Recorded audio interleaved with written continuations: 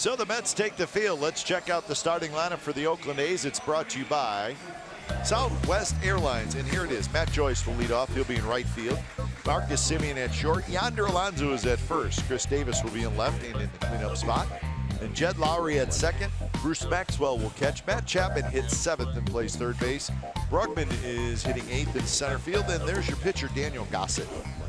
And Rafael Montero getting ready to take his warm-up tosses on the mound. Young man's been up and down the last few years from the Dominican Republic. He'll be making his sixth start coming out of the bullpen. Of course, we've well documented the number of injuries to the starting rotation of the Mets. The front part of the rotation anyway, but Montero, as is typical for a relief pitcher, 2 and 4 seam fastball with a slider. He does throw an occasional changeup, but primarily just rears back and throws hard. Defensively, Michael Conforto is going to be in left field today. Curtis Granderson, his first start in this series. He's in center. Jay Bruce is in right. Wilmer Flores at third. Jose Reyes at short. TJ Rivera is at second. And Lucas Duda is at first, with Rene Rivera doing the catching today. So with Rafael Montero wrapping up his warm-up tosses, we're just about set to roll. Disappointment last night, but the A's had a 5-0 lead last night, and it was just one of those games where you really felt like they were going to win this thing, but the Mets tied it, and then this is what happened in the bottom of the ninth inning with 2 outs. When you think about Wilmer Flores, he didn't clean up, but it turned out he did clean up, and Simon Castro gave it up, and the true definition of a walk-off, and that was Castro walking off the mound after Flores hit the walk-off home run, or the home run to win the game. So Wilmer Flores, first career walk-off since September 8th of 2014.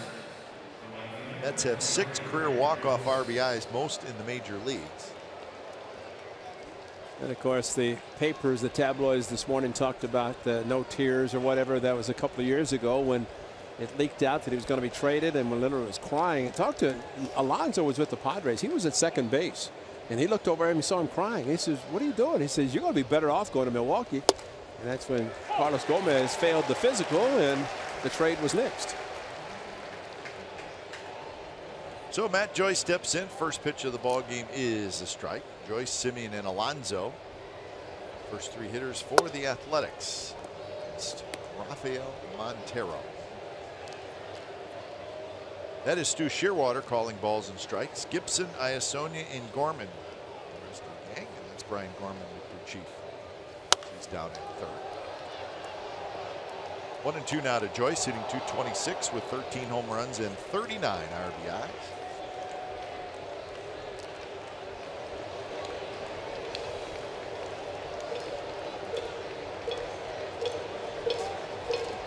Joyce is 3 for 10 in this series. Reyes and Flores come together. It'll be the shortstop, Reyes, who grabs it for the first out.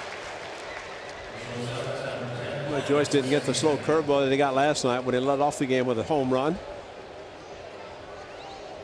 Dropped a slow curveball in, 0-1. He hit it for a home run. Everything hard from Montero, but that's the difference in Montero and what Wheeler was throwing last night. Wheeler more of a curveball pitcher.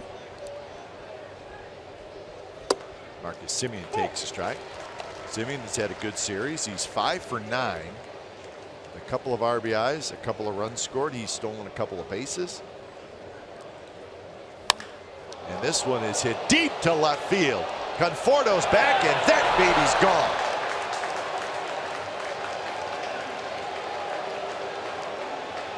Semien gives the A's another early lead in this series. Well, that's exactly what you do, and he showed it on Friday night with the 4 hits going up the middle opposite field. This afternoon, it's just a matter of reacting, and he reacted very nicely as he did back on July the 8th. I just pitched it right in the middle of the plate at 94, jumped on it, and really wasn't trying to pull, but it was there for the offering, and he crushed it to left field.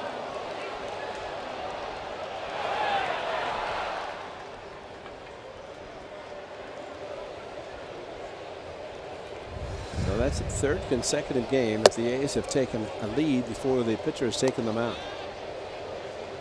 Pitchcast is brought to you by Fed Credit Union.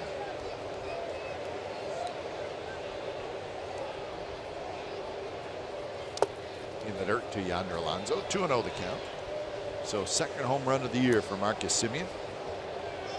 For the A's, their third in this series. Home run number 137 on the year. A's are sixth in the American League in home runs hit. And for Marcus Semien, a lot of talk about the extension that he was offered earlier, but once he got hurt, had surgery, he's kind of taken off the board. And he would like to be able to stay. And that was good, encouraging news that the A's are interested in trying to sign players long term. It would help go into the new ballpark, and that's what the new regime has talked about. Get the young players, get them developed, go into the new ballpark, similar to the pattern of the Cleveland Indians in the 90s. And they were good. So 2-2 the count to Yonder Alonso.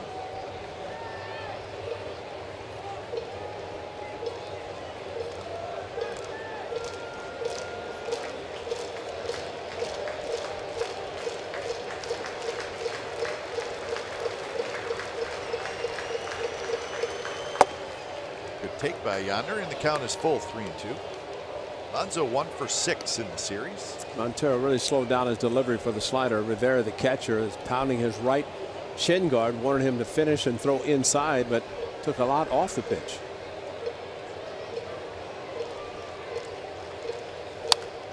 Foul straight back.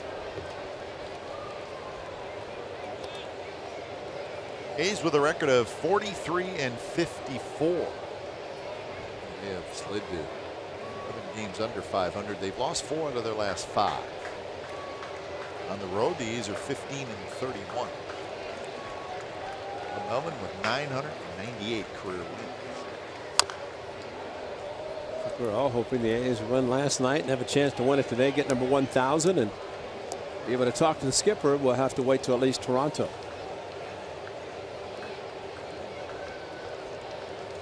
Get a lead, you want to be able to keep it. Take it all the way through and win the game.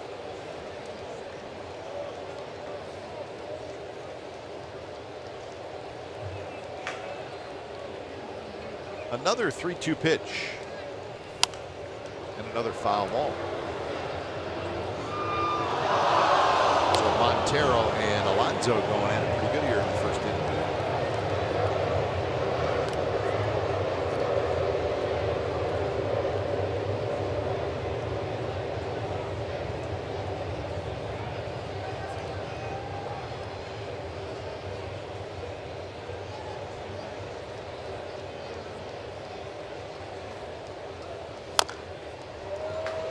Foul right behind home plate. So this will be the 10th pitch of this at bat.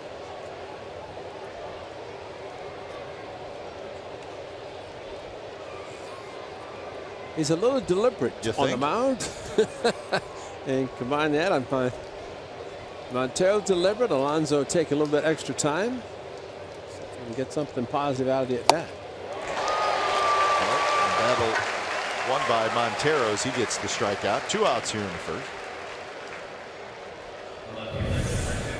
On the 10th pitch, he reared back and threw a fastball straight with excellent velocity right on the outside corner, and you have to wonder sometimes why they just don't do that from the beginning. So here's Chris Davis. Chris Davis at .244 the batting average.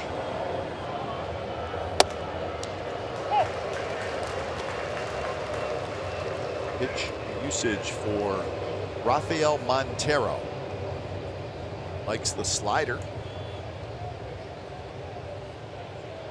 Opponent's hitting .330 against his fastball. Maybe that's why he doesn't want to throw it. Exactly. Yeah, he threw one to the second hitter and went deep. Montero is not a big guy, 6 foot, 185 pounds. He's 26 years old, from the Dominican Republic.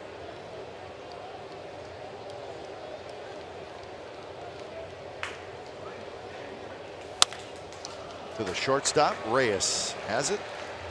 Slings it across. Side retired. Marcus Semien with a first inning solo home run for the A's. So as the Mets come to bat in the bottom of the first, the A's have an early 1-0 lead.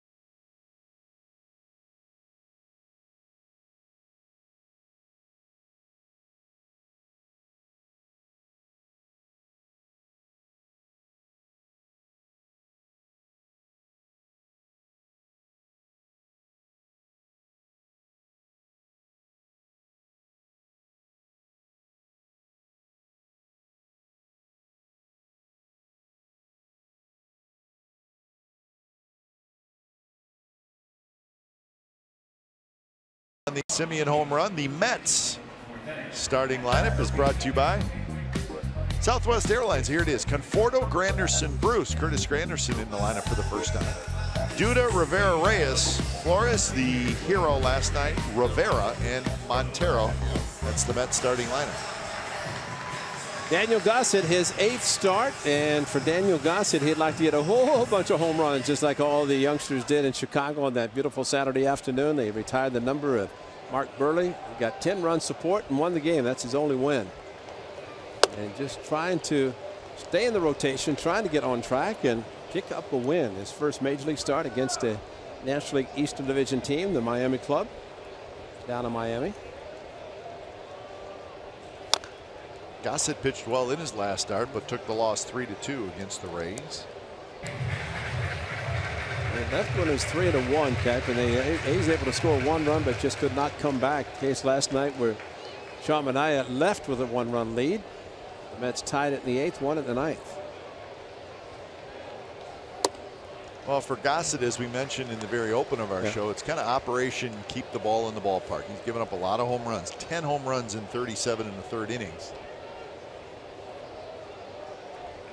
So we'll see how he fares against a pretty powerful Mets team. This one is dropped into right center field for a hit. So Conforto, who's had a big series, he picks up his 5th hit in this series. A's defense has Davis, Brugman, and Joyce in the outfield. Chapman, Semien, Lowry, Alonso on the infield, with Bruce Maxwell doing the catching.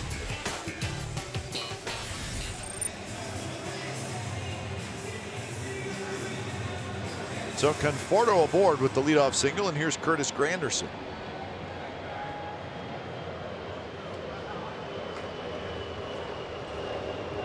If you talk about the home runs by Gossett's given up, of the 10, 4 times it's been multiples. And that's, he said, twice was given up just 1 home run in a game, but Marisnick and then Cruz, but other than that, 2 home runs in a game, and that's not good, because that's going to add to not only your losses, but it's going to add to the run scored by the opposition, which obviously leads to the losses.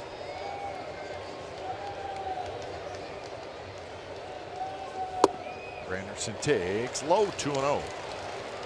Yoenis Cespedes is not in the lineup today. The first 4 hitters in the Mets lineup, their home run totals 18, 13, 25, and 17.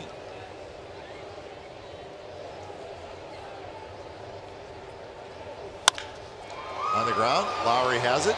Semien on to first. Not in time.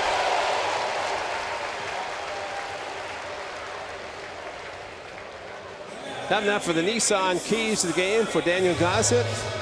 He needs to find the groove to be able to go deep in the game like he did in his last start, but be able to pick up a win. And Gossett with a good curveball, trying to keep the ball on the ground. And that last one, yes, the A's, that's for the team. Win a game in a National League park. Something they have not done. Whereas Daniel got the hit in Miami. Also laid down a sacrifice bunt. For pitchers, try to do the simple things. Starman and I excellent last night with a 2-strike sacrifice bunt. But Gossett knows that his main reason being the big league is to pitch. Try to get a victory for himself and for the club. That double play, it looked like Simeon a little upset that he didn't turn two. Granderson can run.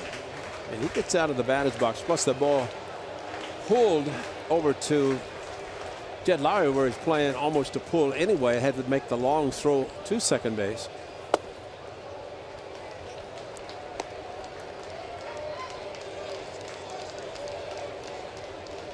A little bit thick out there. The dirt portion. You know, the fields dry out so much anyway, and that's why typically there's a lot of water put on. They didn't have to today because of the downpour. That's why sometimes when a guy slides, he just stops because it's a little bit soft on top. Well, most big league fields, they're a little sticky on top. Yeah, exactly. And you know, at the Coliseum, because it is dry. And I know Clay Wood has talked about how the sun beats on it. If it's a sunny day, that's going to dry out. It's going to go from the way it looks right now, dark, to very, very light, just because of the sun drying it out. So you have to put the water on first.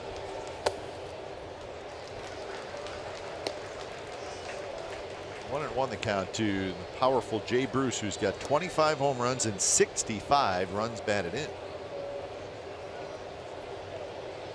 You always say that the home run gets the club back in the game, and that happened last night with the Mets down 4-0.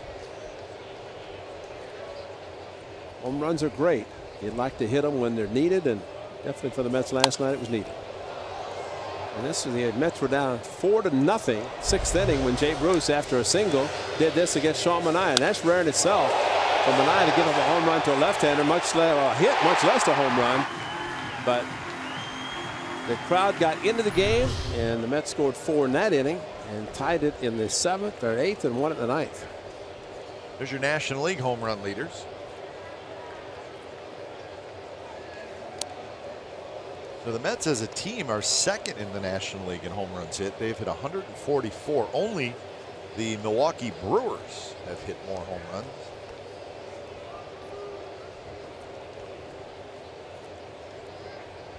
Sixth in the league in runs scored.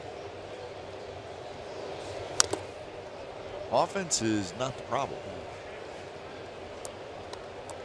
When they got Jay Bruce to improve their offense, which he has done, but it's the pitcher front end of the starting rotation is what's hurt them. Bruce does something, you know, every hitter does a little bit something different, but you see Ichiro kind of point the bat. Bruce takes his left arm and goes straight up. Oop. And he's done that his whole career. It's just he kind of picks his left shoulder and then goes up, just like he's stretching out. Toward left field, Chris Davis. He has it. Granderson hustled back to tag, but he didn't go. Well, Chris Davis is almost like an infielder turning the double play catch and get it back in, even though it's just a routine fly ball. But teams, players are running on Chris Davis. Talking to one scout during the rain delay, said he did some scouting with Chris's father, and he's under it and very quickly gets it back in because runners do tag even with the fly ball left field. Chris Davis, his father, said to the scout, he said, you know, I think my son's going to have a pretty good major league career hitting home runs. He may hit 50 one year in a season. Well, he hit 42 last year. He may do it.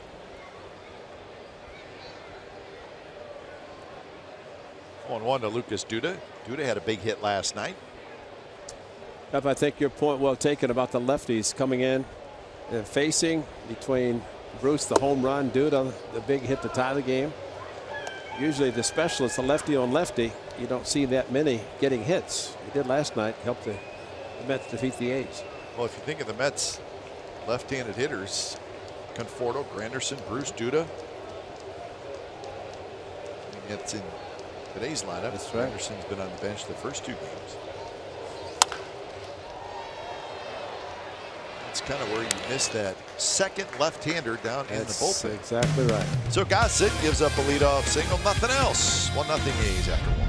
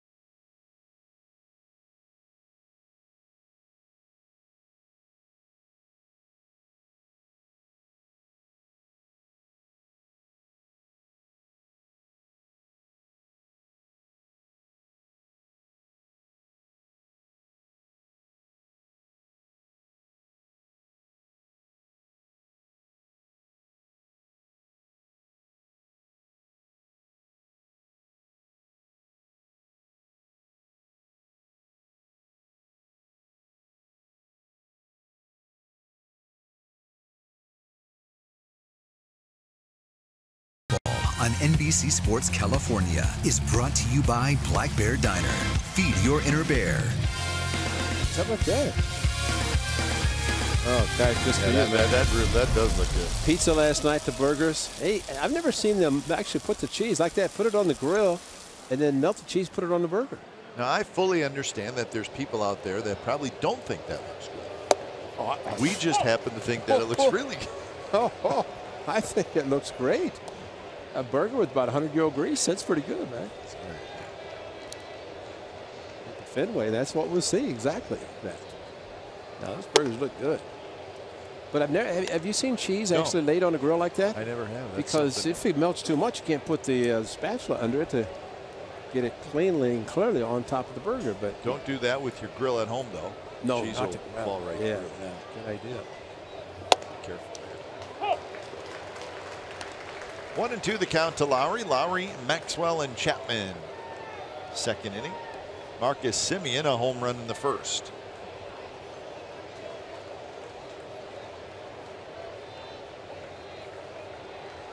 He's trying to figure out this interleague thing. It's a little frustrating right now. They're 2-10 in interleague play. That's hard to believe.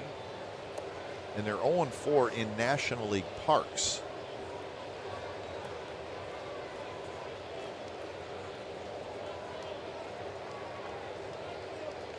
They're just not used to the A's struggling in interleague play. They've always been pretty good.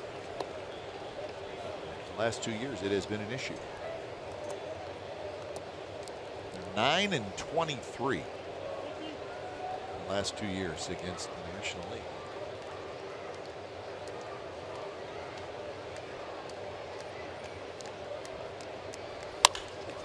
Center field and a base hit for Lowry.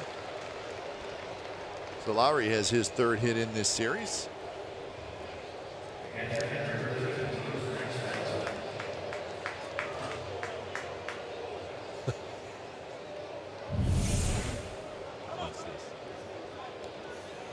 Sneak attack.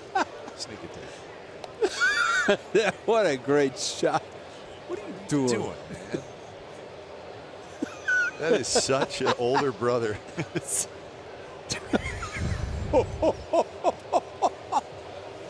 he was awfully upset about one kernel of popcorn. And if you hope you can't read lips. Wow. I mean, he was. And the poor kid had to really sneak it. Hey, look over there. Then sneak it. Yeah. Older brother, just it's just not in the older brother gene to be nice to the younger brother. It's just not. He probably said, "Now listen, I allowed you to come to the game with me. That's right. But you can't have anything to do with me. I let you ride with me, even though you were forced to not say a word in the backseat." I've been there. On the floorboard. I've been there.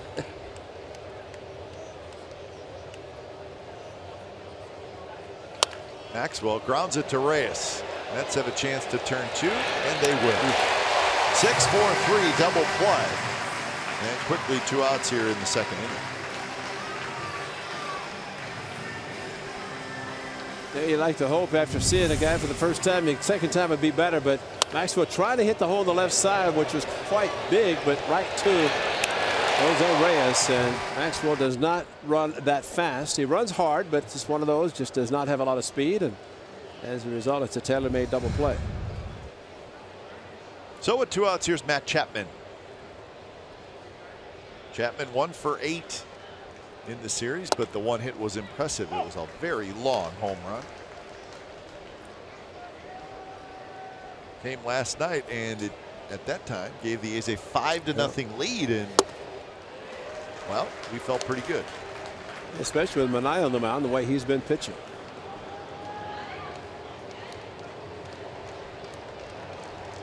Zach Wheeler.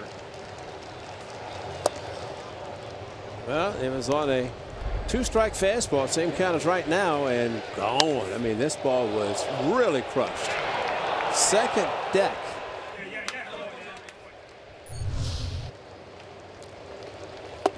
And that's what he's going to be seeing a lot of. We saw it after the home run last night. And from this right-hander, Montero throwing to Rivera. Rivera calling the sliders outside. Rivera's been on the bench the first 2 games watching the breaking balls thrown to this right-hander.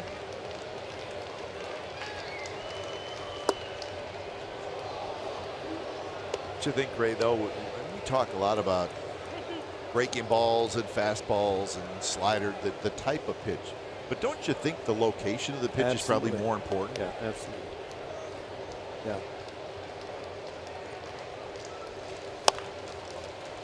Even on 3-2 shot. Reyes, quick throw at first, and the side is retired. So the double play, a big help for Rafael Montero, and the A's do not score in the top of the 7th.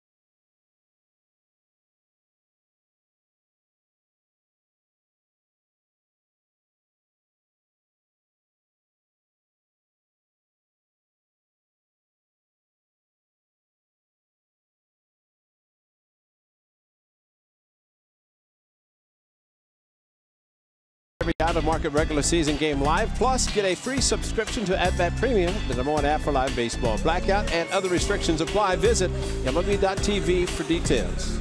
You know, the great thing about Tommy Anza, award-winning, Emmy Award-winning director. Oh, well, it's a long list of things that are great about Tommy. I know, but the one thing that I'm looking at right now, because there's so many cell phones in this stadium, that when that promo is read, you can just pick anybody because everybody's going to be on their cell phone anyway, whether it's young, old. Sure. You know? Except us, because we're working. But Bob. Tommy finds whatever we need. Yeah, that's right. But I mean, that was perfect. You see the youngsters, and then you see a little bit older.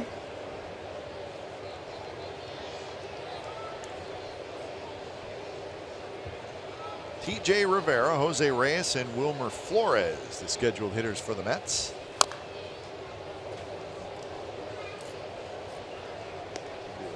Camera area right at the edge of the A's dugout. So Rivera takes care of his own foul ball. You don't see that very often. We made sure he got it and threw it out because it hit the ground.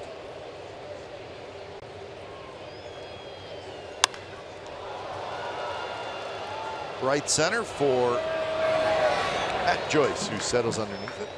And you know, that's a good, it's curveball for an out, but the location, the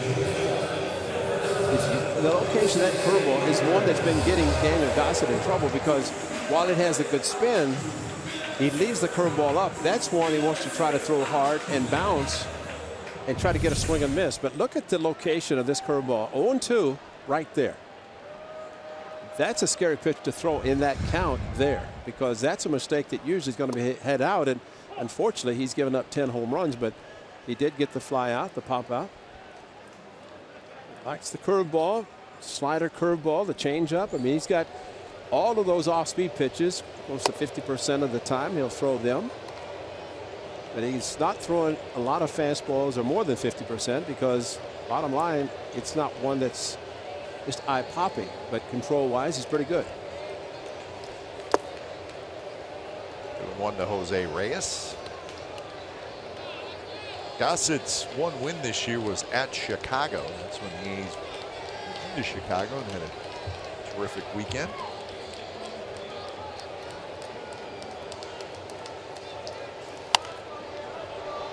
Chapman over, and he'll watch this one sail up behind the A's dugout. Mets record coming into today is 45-50, and they have won 4 in a row.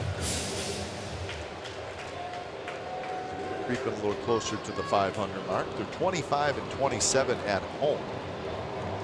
So they have not played great at home.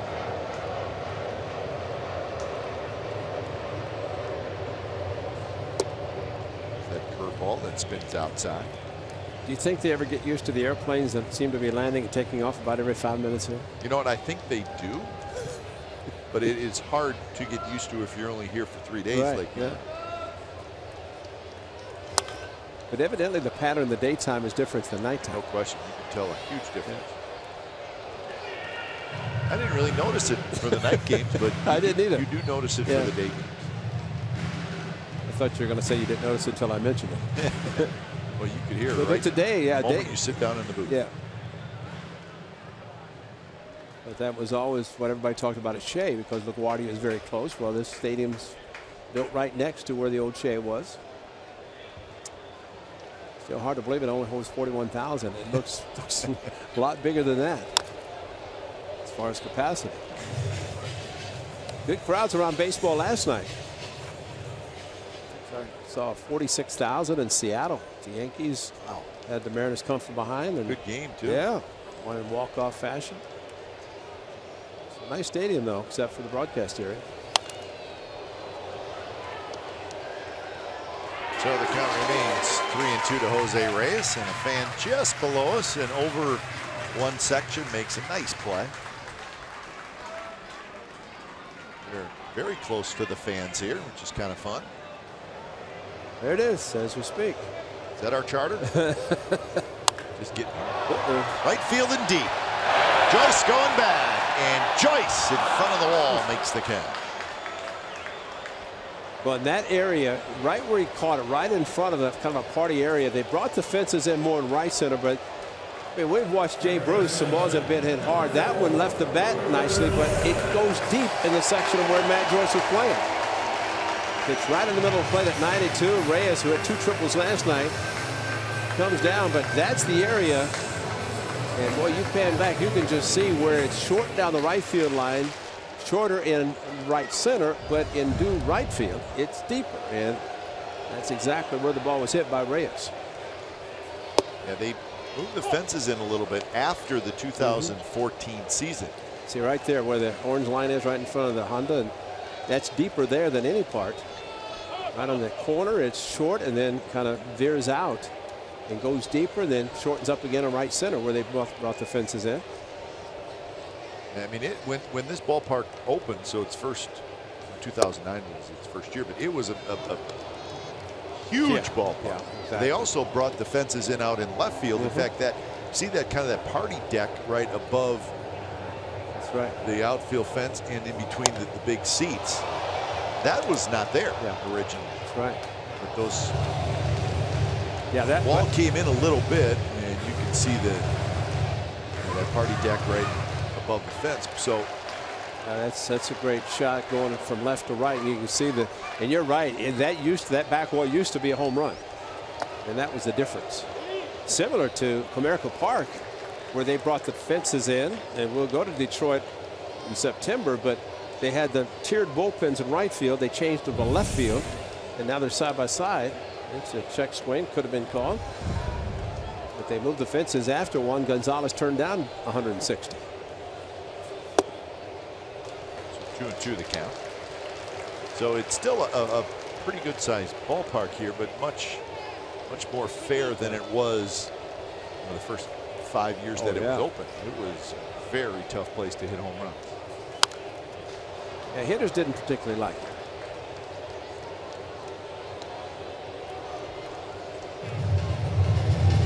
They did the same thing in Seattle a couple of years ago. They moved the fences in, and it's a much more fair ballpark now than it was before that. Yeah, King Griffey Jr. might not have wanted to go back to Cincinnati if it had been where it is now. 2 pitch is popped up into foul territory. Chapman, no, he's going to go into the seats.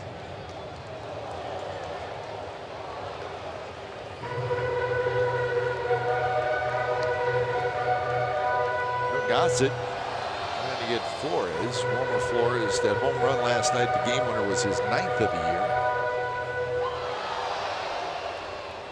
A lot of pitches for Daniel Gossett. Too many 3-2 counts. Too many foul balls with a couple of strikes. A lot of extra pitches he's having to throw. Fastball.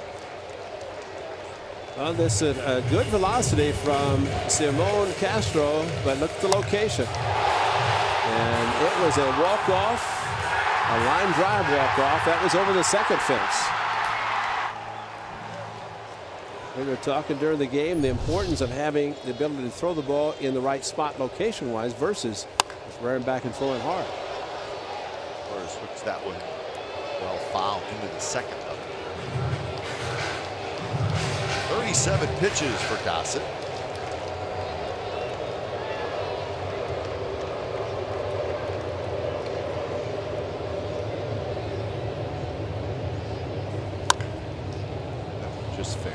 Just foul, excuse me. So that'll continue. After this inning alone, 11th pitch coming up, but that's 8 pitches that have been fouled after getting 2 strikes, and 1 in the first inning. So that's how many extra pitches. It's kind of not having that put away pitch, or at least a result pitch, and unfortunately they keep fouling them off. Strike 3 call, and Flores flips his bat. He can't believe it. So that's how the inning ends, and it's a good inning. 3 up, 3 down for Gossett.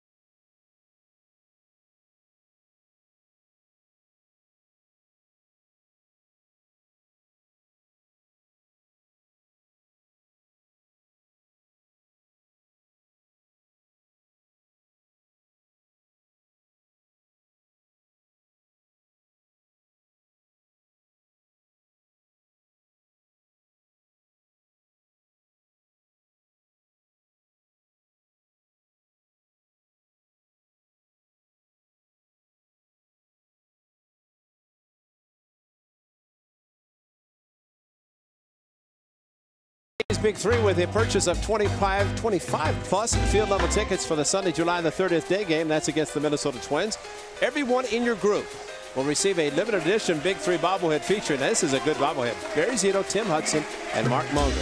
A group package is the only way to secure one of these amazing baubles. Visit athletics.com/group today. That's athletics.com/group.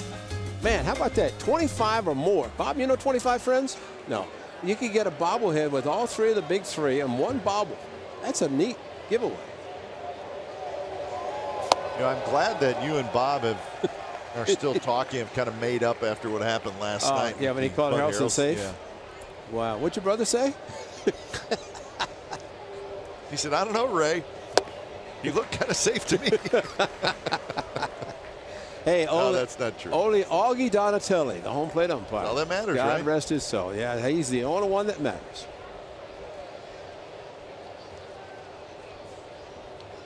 Oh, 2 to Brugman is low, 1-2 the count. Augie Donatelli was a good umpire. Nestor Shilak, some of the veterans of the past who were very good umpires. Who was the guy that always put on the show? Ron Luciano. Yeah. Was he a good umpire? No. Yeah, I mean, I know he liked to put on a show. Yeah, he was almost like that became more important. Well, he and Earl Weaver. I mean, unfortunately, Ron Luciano is no longer with us, but neither is Earl Weaver, the Hall of Famer. But man, they used to get on. I mean, it was so much fun to watch those two just go at each other. And Weaver looked up to Ron Luciano, and so Earl was legitimately mad, but he was thinking a little bit about putting on a show too, right? Of course, yeah. But you know, we talk about that where the challenge is, you can't argue a challenge, you get it automatically ejected. And there are some managers have done that. Not a whole lot for a manager to argue. But you think about Earl Weaver, Billy Martin, Dick Williams, Lou Piniella, Bobby Cox. I mean, all these guys got ejected all the time. They couldn't do that now. They'd be sitting on the bench going, what do I do now? But that's what the challenges have done. It's more, hey, just check with the video coordinator and see what's going on. Hit toward right field. Bruce backs up a couple steps. Brugman is retired, 1 away. He's out. Come on. Why do you keep showing him? Watch this tag. And he starts to slide. I'm going to tag go to the plate. He decides to try to go around me, and I just barely got him on the side. And Yogi, I got right. Watch this. Yeah. Oh, that's good. Watch this. He just. Bob made the call. Bob, that's why you're here, not umpiring. Got him. Like I said, Augie Donatelli, umpires, they make the right calls. And if they had a challenge, it would. Geez, Delaire, how many times are you going to show this? Look at Augie Donatelli. See the home plate umpire? Right down on his knees. He said, I got him. Willie Mays saying, no way. But Augie knew exactly. So the Mets ended up winning that game anyway. Yeah, they did. So there's nothing for a Mets fan to even complain about to you because they won the game anyway. Exactly. And not get over it. Thank you. Not only that, they had a 3-2 lead against the club going into Oakland and lost the last 2. That's right. And you guys had more turmoil going on than any other team in baseball, and you still beat them. That's right.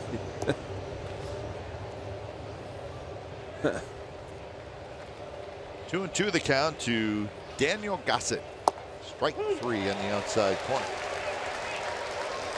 Good spot by Montero. So that's his second strikeout. Well, Gossett's batting average just dropped 500 points. He went from 1,000 to 500 with this one at bat. He was batting 1,000, and now he's got a punch out. He did well in Miami, swinging the bat and sacrificing, but unfortunately went short in the game, only pitching 3 1/3 innings. Here's Matt Joyce, who popped out to short to open up the game.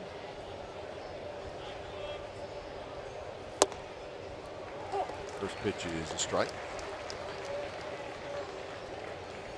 Montero, the starter, his only win this year was against the Giants in San Francisco. And that was 4 starts ago. So he's pitched a lot in relief. This is his 6th start, but just the 1 win to show for him.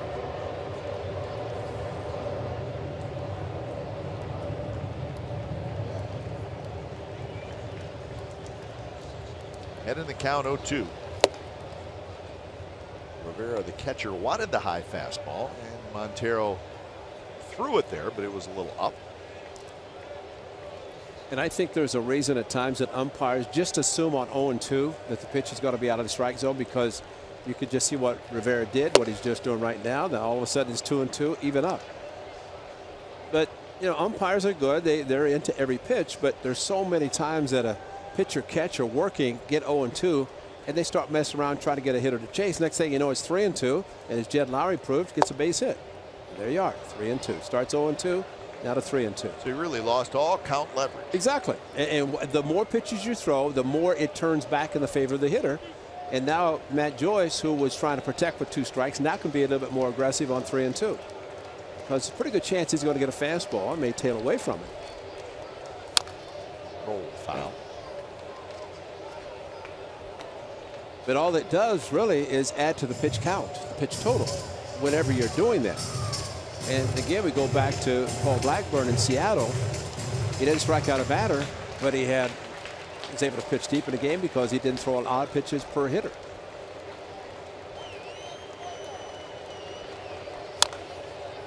Another foul ball. So both teams fouling a lot of balls off as Montero is at 53 pitches. Now Alonso had 4 of his own in his 10-pitch at bat in the first inning.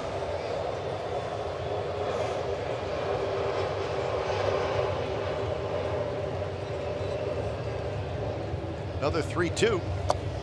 Joyce went around, says the home plate umpire. Joyce disagrees. So a 3-up, 3-down inning with a couple of strikeouts in the top of the third. Bottom of the third coming up. Let's end all controversy, folks. He got him. He tagged him. He's out. He gone. Augie said he's gone.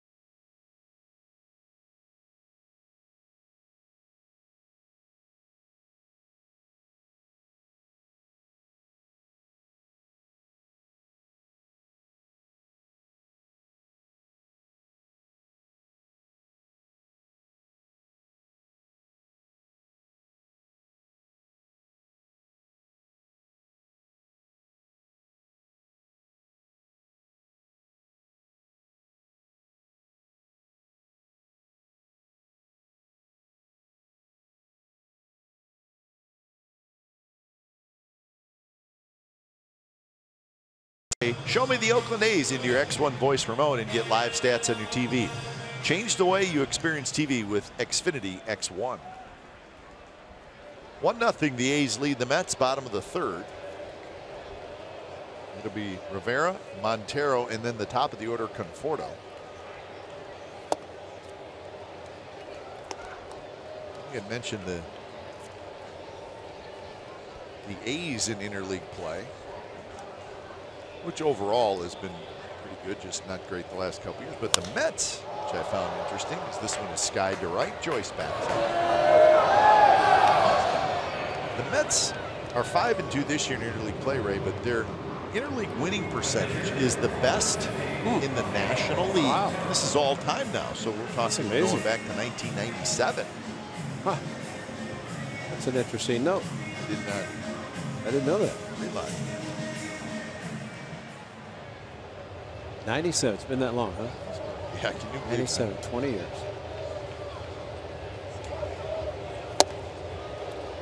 Now it's just part of the deal. Part of the deal. Well, with 15 teams in each league, it has to be at least a game every day, or a series, well, game series every day. Daniel Gossett was called out by Montero. He's trying to return the favor. Although National League pitchers do take batting practice every day. Foul. Watching the Mets, of course, their pitchers would come out early, take BP, go back in. Then the position players come out and stretch, take BP. Kevin Long, their hitting coach, actually said every day it's optional hitting for their team. They don't have regular hitting. It's everything's optional. I said every day, and he goes, well, most of them hit anyway, but Cespedes took up about 120 swings indoors, so he was not hitting on the field. Which leads me to believe that some hitting coaches believe that sometimes too much batting practice is too much. Yeah, and I wonder if the weather has anything to do with probably. it. It's a good point. Oakland, the weather's beautiful. Yeah. You go out there at 5 o'clock, right. It's perfect. And you know, to the point of taking batting practice, you want to do it on the field to see the results and get the acclimated to the hitting background, but you're doing it in a batting cage, and they have them right next to the clubhouses. And when I say the weather, I'm just talking about humidity. Humidity. Take it out of you. Well, even rain like today, they probably would not have had BP, but the humidity probably more than anything. We see it in Texas where Conforto again. Bangs off the facing of the second deck down the right field line, and we're tied at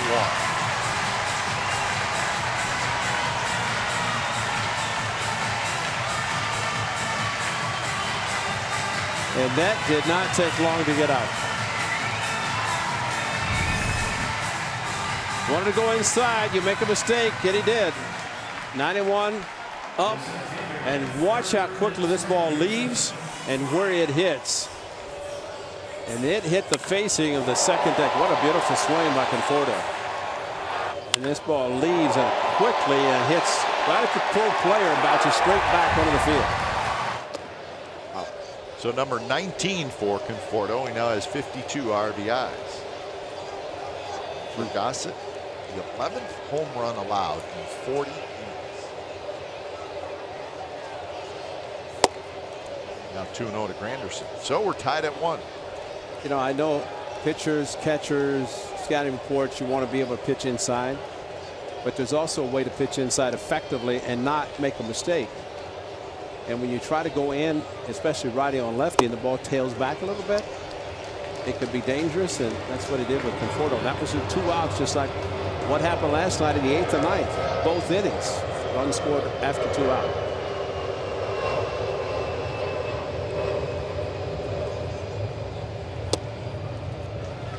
It's a 4-pitch walk after the home run. Well, Conforto is shown in this series that he can hit. And if you're going to go inside, you better get it off the plate. And that was a first pitch fastball that stayed on the inner half of the plate. You can see in that shot that Maxwell was way inside.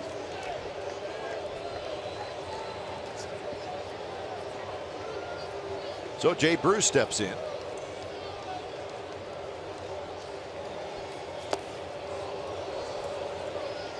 Bruce missed that one by quite a bit. 0-1 the count. After 4 pitches out of the strike zone, he's sitting dead red. Got a slider, curveball, which is a good pitch. That's where if you're a hitter, you'd probably just shake your head. Yeah. You guessed wrong.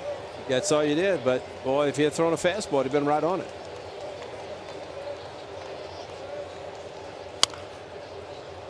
Quickly 0-2 to Jay Bruce, who had a fly ball to left field in the first inning. He's 1 for 9 in the series. That one hit being the home run last night.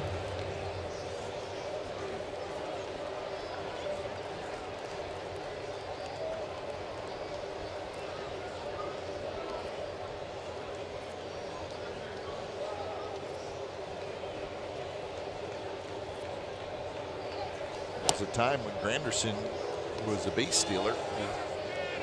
Those days are over. Not surprising. The Yankees wanted a veteran center fielder. They traded for him from the Tigers. Left-handed hitter, hit the ball down the right field line. Cover a lot of the ground in center field at Yankee Stadium. Now 36 years old. Right back to Gossett. Gossett was going for the double play, but he only needed 1 out, so he did the right thing and flipped it to first. He did the right thing by not throwing. Outs don't carry over, I don't think.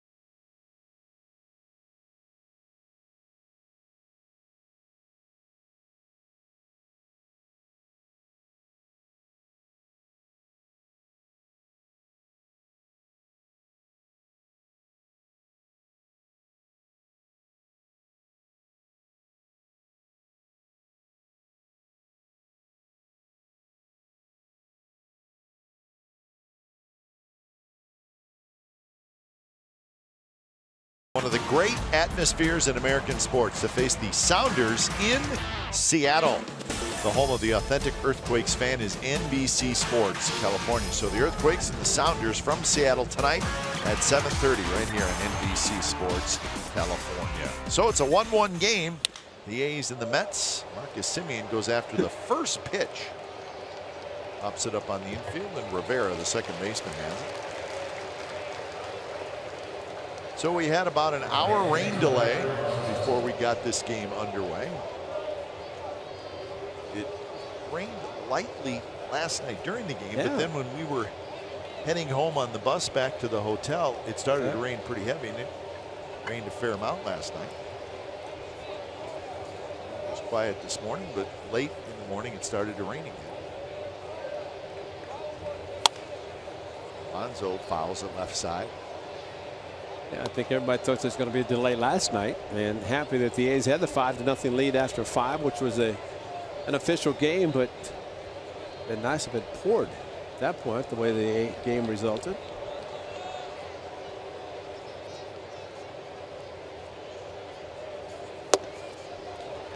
To Yonder Alonso, who struck out swinging in the first inning after a long at bat against Montero.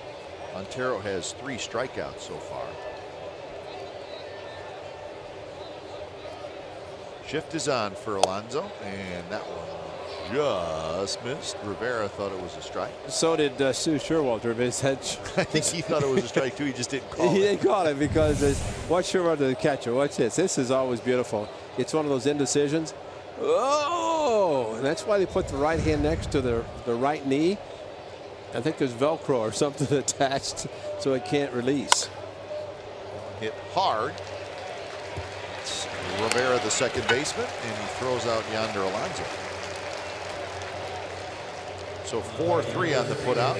Wilmer Flores, the third baseman, now runs across the diamond and gets back to his normal spot. The life of a third baseman nowadays. Oh. I wonder if there's a veteran clause there. If you've been in the league so long as a third baseman, you do not have to go into short right field on the shift. Longoria does it all the time. You're right. They ask him why he doesn't run before the game. He says, because I do it during the game. Serious. And the Rays do shift a lot. 7 in a row retired by Rafael Montero. Actually, the Mets in this series, Skype, has been noticeable that they have not been shifting a lot. Not a huge amount. Yeah, not on everybody, which, I mean, there's some teams that we see in the American League that every batter, it's like everybody moves.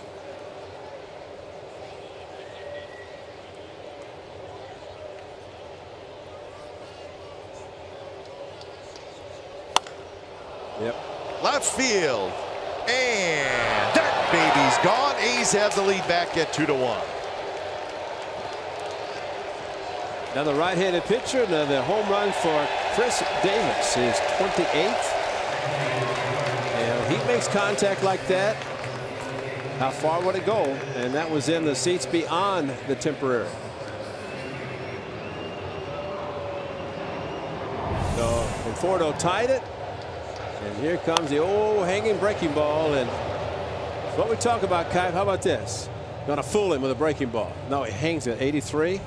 And this is really a swing upper body out on the front foot, fooled a little bit, just enough to hit a home run. Yeah, I'm not sure he being Chris Davis got the full body into that one. No, he did not. It was he planted his front foot and just the upper body. He's so strong, but that's typical of a mistake. I think the fan who threw the ball back in is being removed from the stadium. That's why the crowd in left field is reacting the way they are. And I think, was there a PA announcement about not throwing things on the field, yeah. which and normally you don't. And unfortunately at Wrigley Field, that's kind of something they do all the time and started it. But it's very dangerous to throw anything on the field, and you throw a baseball and the players aren't looking. It'd be very dangerous. 3-0 to Jed Lowry, who singled in the second inning. Lowry's 3 for 6 in the series.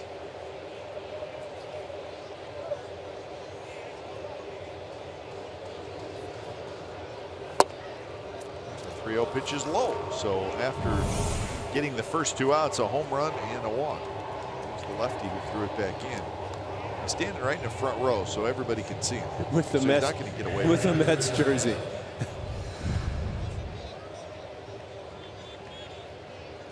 So Rivera, the catcher, visits with Montero briefly, and now he heads back to the dugout as Bruce Maxwell will hit. So he was given a warning. Yeah, I think the fans reacted positively after they were booing, and that would indicate that he's allowed to stay. Just don't do it again. May have talked his way out of it. Maybe, officer, I didn't know I was speeding. That kind of thing. Dog ate my homework. Dog ate my homework.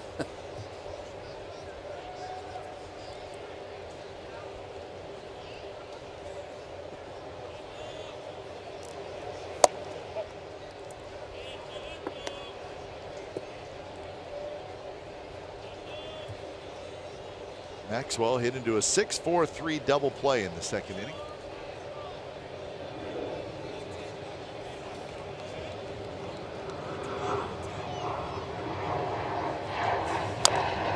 Rolls over on that one past Mike Eldreddy. We will not see any sunshine today. Very overcast. Gloomy look to it. Brock Holt would have loved to have had this kind of a day a few days ago in Boston when he dropped a fly ball at second base because of the sun. Too much sun. Yeah. It can play havoc those day games. Of course, the Red Sox in that particular game, I think they're on the west coast of the Anaheim, they decided to have a day game on a getaway. So Maxwell strikes out, but Chris Davis gives the A's the lead back. His 28th home run of the year. So bottom of the fourth coming up. The A's 2, the Mets 1.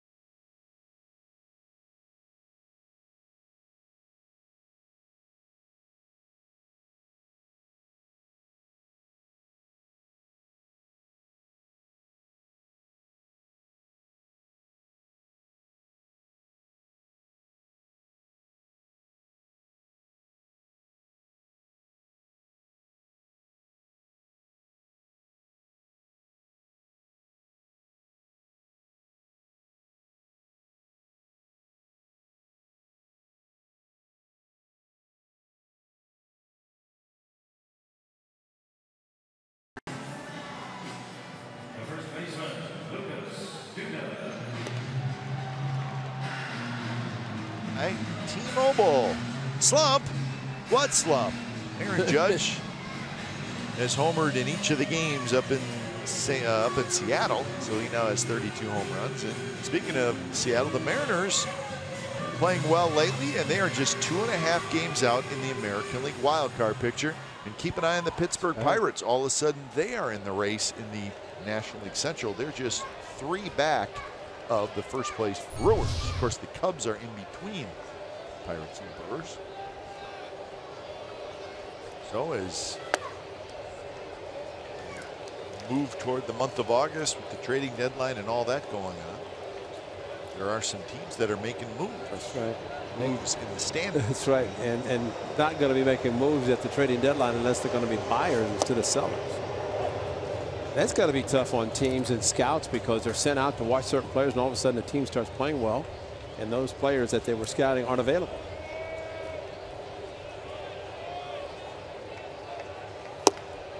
Outside the American League wild card race, the Yankees and the Rays. Now this is all coming into today. Yankees and the Rays are tied, so they have the 2 wild card spots. The Royals are 1 back. The Twins are 1 back. The Mariners are 2.5. The Angels 3.5, and the Rangers 3.5. So those 3 American League teams, American League West teams, just kind of hanging around. But Seattle, the closest of that group, game under 500. See, that's what we kind of preaching a month ago, Ray. If you could get to 500, you may be in the wild card race, and that is the case right now.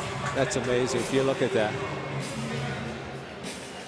And really, it doesn't matter. You have a Houston Astros running away with it, 20, 30 games over 500. It doesn't make any difference if you can play well enough, and that's what keeps teams going and all the way down to the wire until you're mathematically eliminated.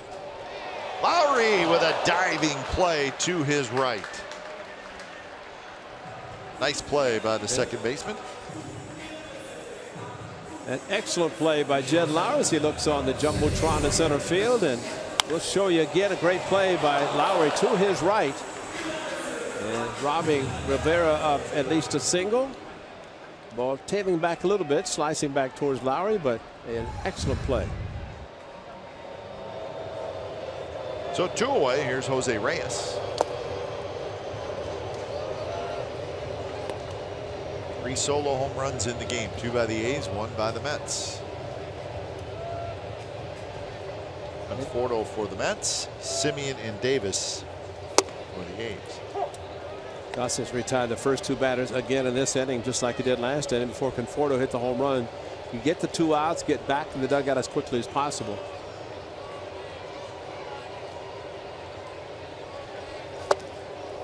Good breaking ball, 1 and 2. See, that's a good location.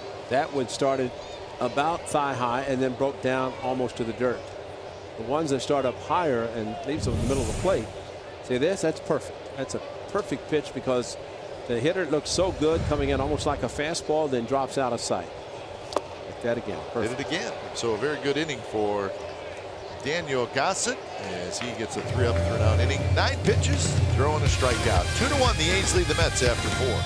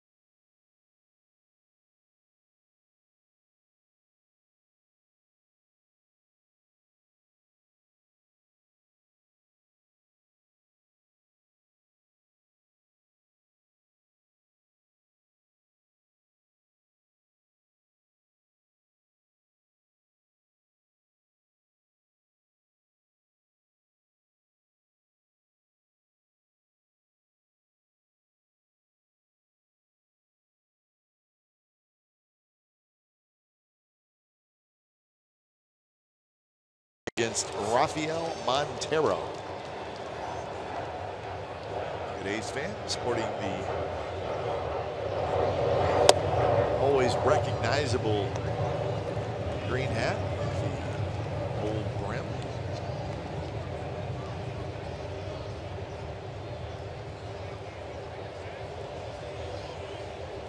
Chapman grounded out to the shortstop in the second inning. Talking to Blake Trinan last night, Kip, and you know it's kind of tough on a player to go from a team like the Nationals in first place. And the one thing he said, and we're getting a chance to see some of the young kids like this kid. Bruce going back, it sails right over his head. Hits it up at the base of the wall, and Chapman has a leadoff double. But Blake Trinan said, as hard as it was to leave a team in first place, I'm coming to a team that is up and coming. You can see a great future for the Oakland A's, and this is right here.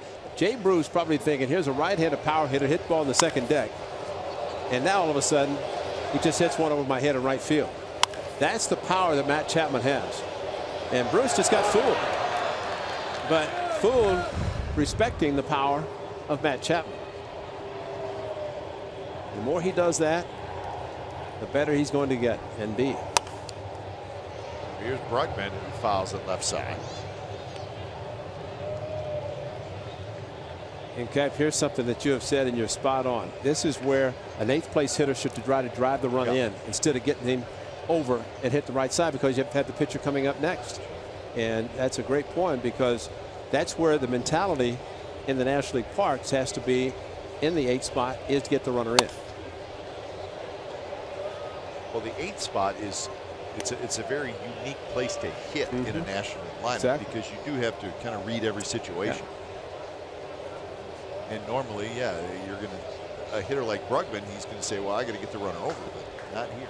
And you think, I think Toro La Russa, one of the first to do it, where you had the pitcher hitting 8th, position player 9th. Well, this would be perfect, because the pitcher could sacrifice, get the runner to 3rd, and then you have a position player hitting 9th to get him in. Normally, that's, I mean, you have to make sure you have good communication with those players when you do that. And both La Russa and Joe Madden has done it with the Cubs, and more managers have done it. Gossett just went back to the dugout to talk to Melvin about maybe, well, this helps tremendously. It does. That was right past Rivera, the catcher, and now Chapman is at 3rd with nobody out. And this is a tough call for the Mets, but see him come up. Rivera came up instead of jamming the catcher's mitt on the ground, and that's when you get burnt. He knows it. He's done it plenty of times. He's looking at the dirt. Same pointing, and that's saying it hit something to stay down. But if the catcher goes down to the ground with the catcher's mitt, he doesn't have to worry about what it hits in front of him.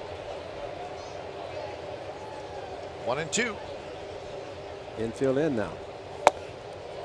And again, with the pitcher in the on-deck circle, the Brugman at-bat here becomes really important. That's a great point. If you get Brugman out, now you have a little momentum, and you're facing the pitcher. Yeah, you could get a strikeout and have the infield in. If he hits it, it may not be hard anyway.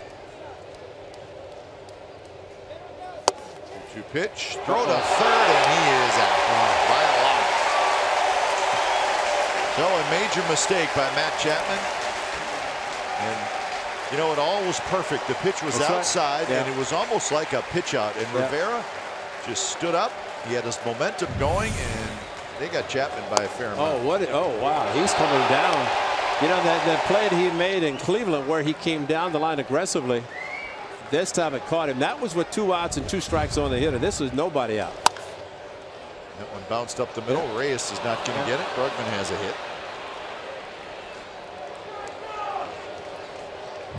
Now watch Chapman come charging down the line too far, and you know you don't have to with nobody out. That, especially with the infield in. And give credit to Flores and Rivera that they saw it, put on the plan play, and you know that Brugman comes up with a hit up the middle.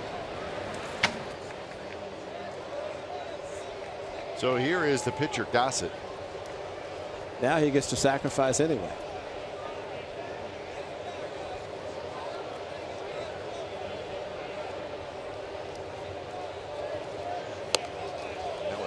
Foul. So this is just a perfect chance for Rivera to throw. Look, he steps, and he throws. Yeah, it should have been strike 3. That looked like it was a pretty good pitch. It's a pretty good pitch on the corner. That would have been a tough one. Strike him out, throw him out, double play as well.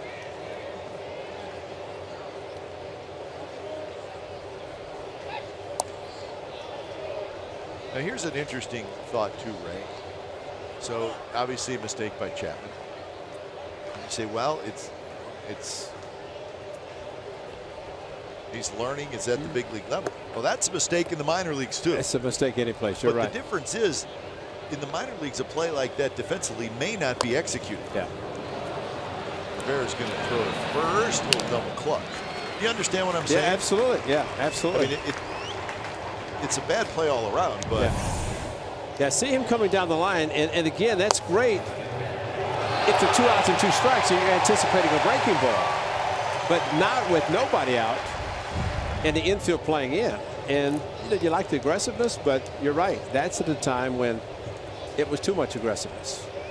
But it's learning. I mean, he learned on when he scored against the Indians, and he learned here that just came down too far. But another excellent sacrifice. That's 2 by Gossett.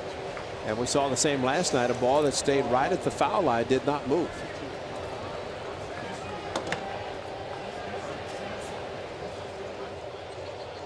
Here's Joyce.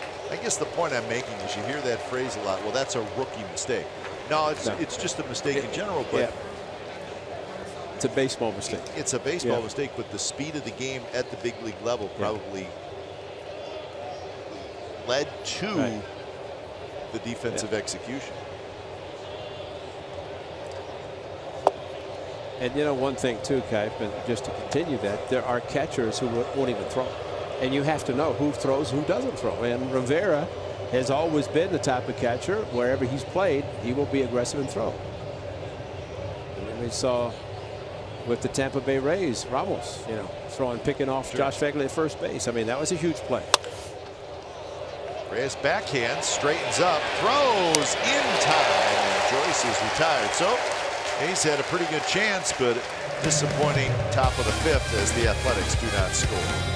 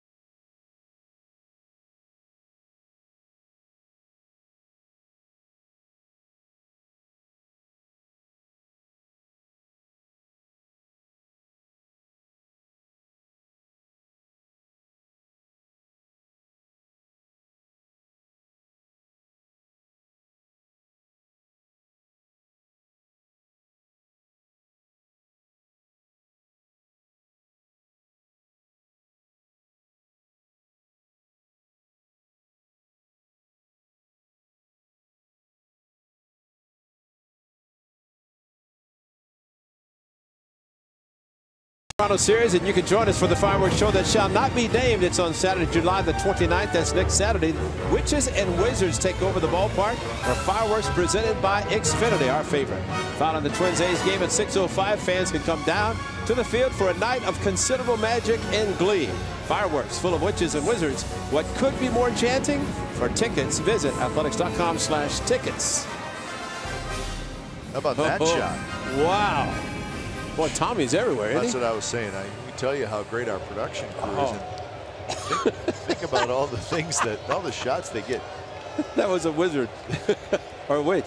Tell you what, our guys are something. Yeah. I mean, the shots of the Big Apple, these skyscrapers, I don't know. Maybe we should follow him around. Could be around. You know, I've got the article that the baseball publication did about the truck, the guys in the truck. I got to read that when we're on the way to A's Toronto. Magazine. Yeah. Nice article about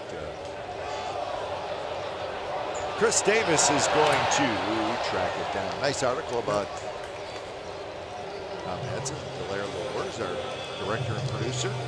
Yeah, I like the article. 3 pages. I think both guys told me like 7 times. It was a 3-page article. Well, I'll find out. I'll find out. With photos. Oh.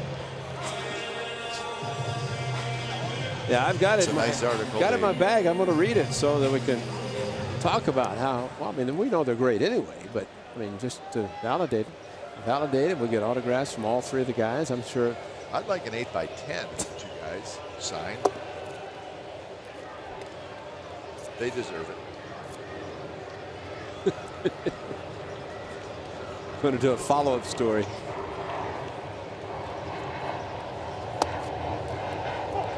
1-1 the count to Rene Rivera.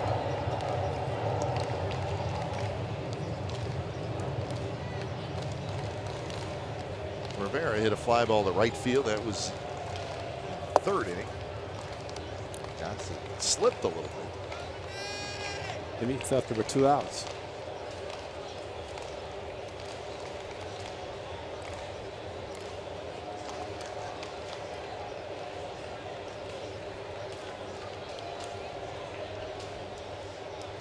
Swing. Another good curveball. I saw with Reyes, back-to-back curveballs, and anytime you keep the ball down with a curveball, and yeah, the hitters are aggressive anyway, but watch the hitter and the location of the pitch. Starts it there and then drops down just a little bit out of the strike zone, but good bite to it. It's a pitch that if you can throw it hard, because hitters, well, you saw Bruce after the 4-pitch walk, he swung at a breaking pitch way out of the strike zone. But if you throw it easy, they can make an adjustment. And like Chris Davis, hit it a long way. Curve, strike 3 call. Got away with it, but you'll take it. And Rivera asking if it was too high. That's a perfect scenario, perfect case right here where you have the pitcher coming up with 2 outs. Ball kind of hangs up a little bit, but fortunately, Rivera couldn't pull the trigger. Top of the strike zone. Here's the pitcher, Montero, who lines one toward the gap in right center field. And Joyce backhands it. Montero with a long single. So that is his first major league hit. So the Mets will ask for the baseball. Jose Reyes grabs it. Well, jumped on a first pitch fastball, and after curveballs to position players, the pitcher gets a high heater and says thank you very much.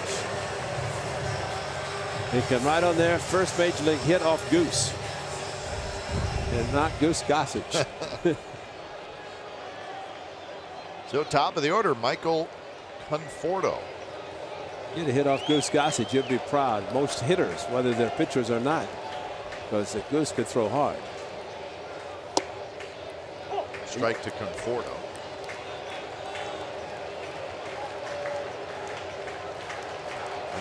.357 in the month of July, the batting average for Conforto after a slow month of June. We're not surprised because we've seen it in this series. He's 6 for 11 in this series. He's got 3 home runs. Well, try to get a 91 fastball inside, left it up a little bit. Conforto has shown that not many pitches he cannot handle.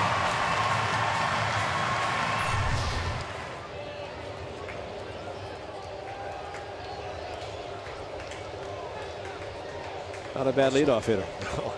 19 home runs. So singled in the first inning. And he goes after it, strike 3, but it gets away from Maxwell. The ball rolling all the way over toward the Mets dugout, and Montero's going to go to third. I don't know what the ball hit, but it kicked to the right of Maxwell, and it just kept rolling, and Montero ends up at third. Well, hard curveball and hit the left shin guard of the home plate umpire.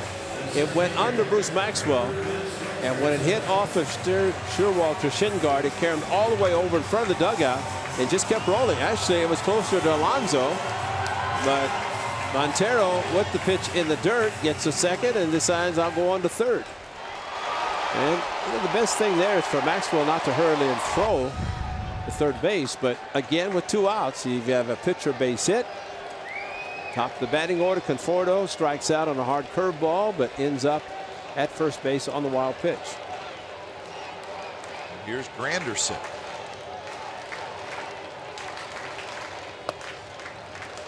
That 2-out pitchers hit again. Yeah, exactly. Granderson has reached on a fielder's choice and he has walked.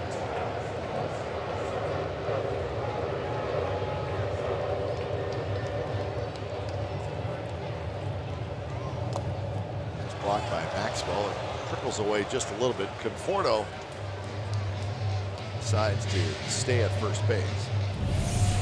I think these are always ones that catcher's going to be concerned about the runner at third.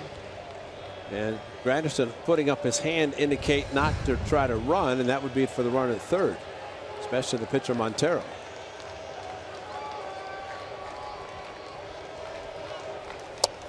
Good pitch, and it's 2-1. This is the first start in this series for Granderson.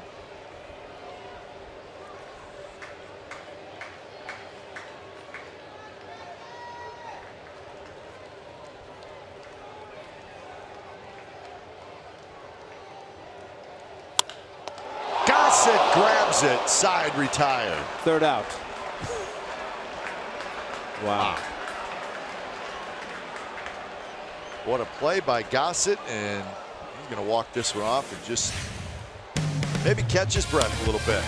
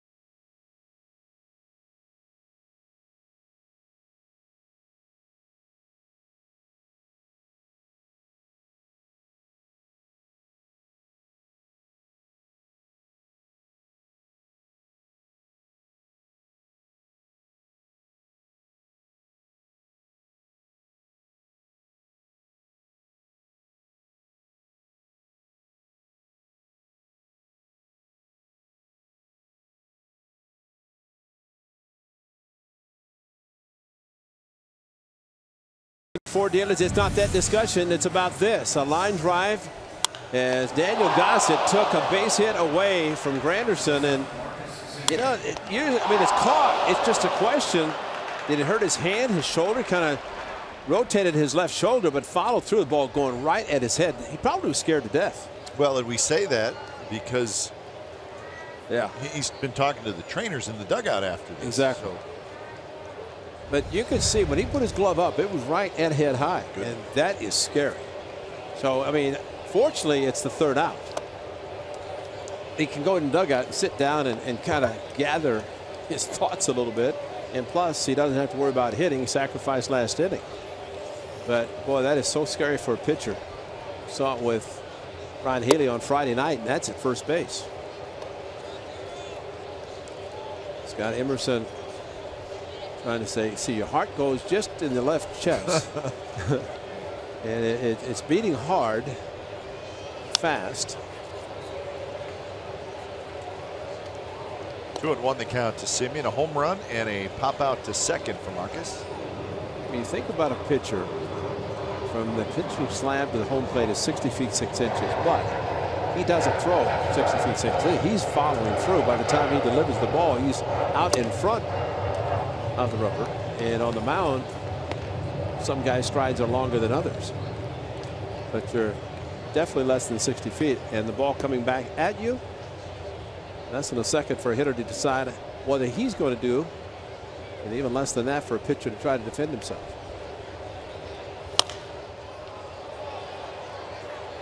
Bruce coming in right field, and Bruce cannot get it.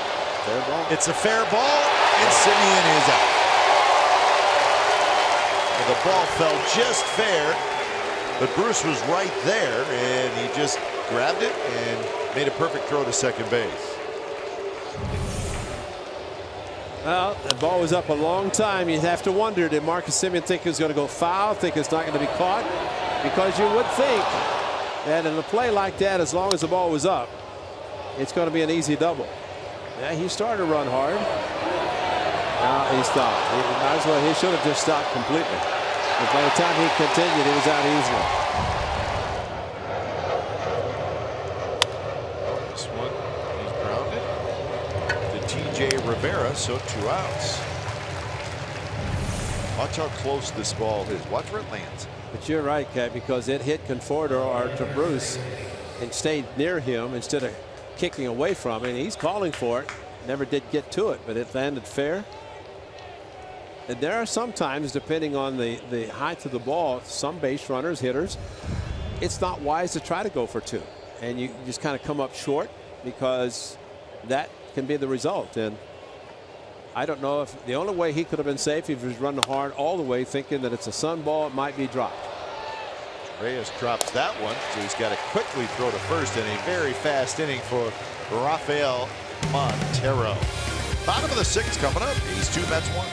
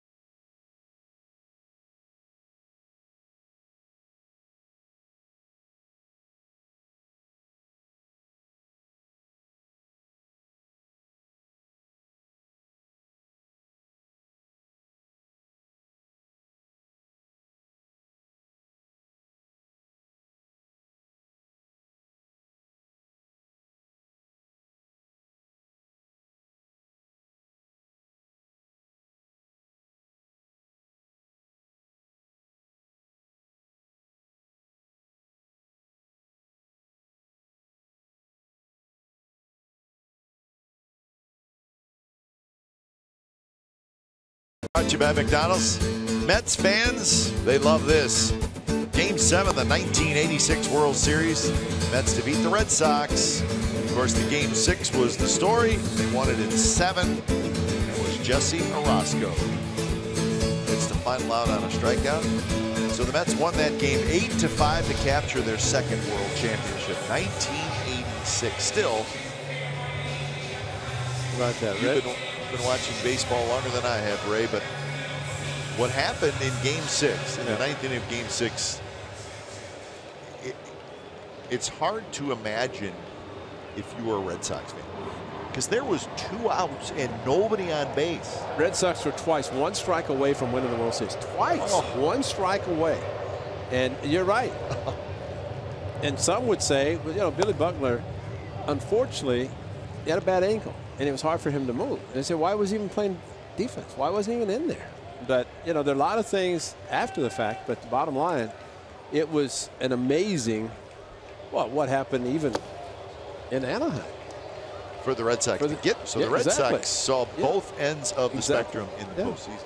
I mean, the late Dave Henderson hit the home run against Donnie Moore. And they stole the game in Anaheim, and then a line drive and a base hit. So this is the great Vin Scully in the 1986 World Series. We missed this one. So the winning run is at second base with 2 out, 3-2 to Mookie Wilson. Little roller up along first, behind the bag. It gets through Buckner. Here comes Knight, and the Mets win it.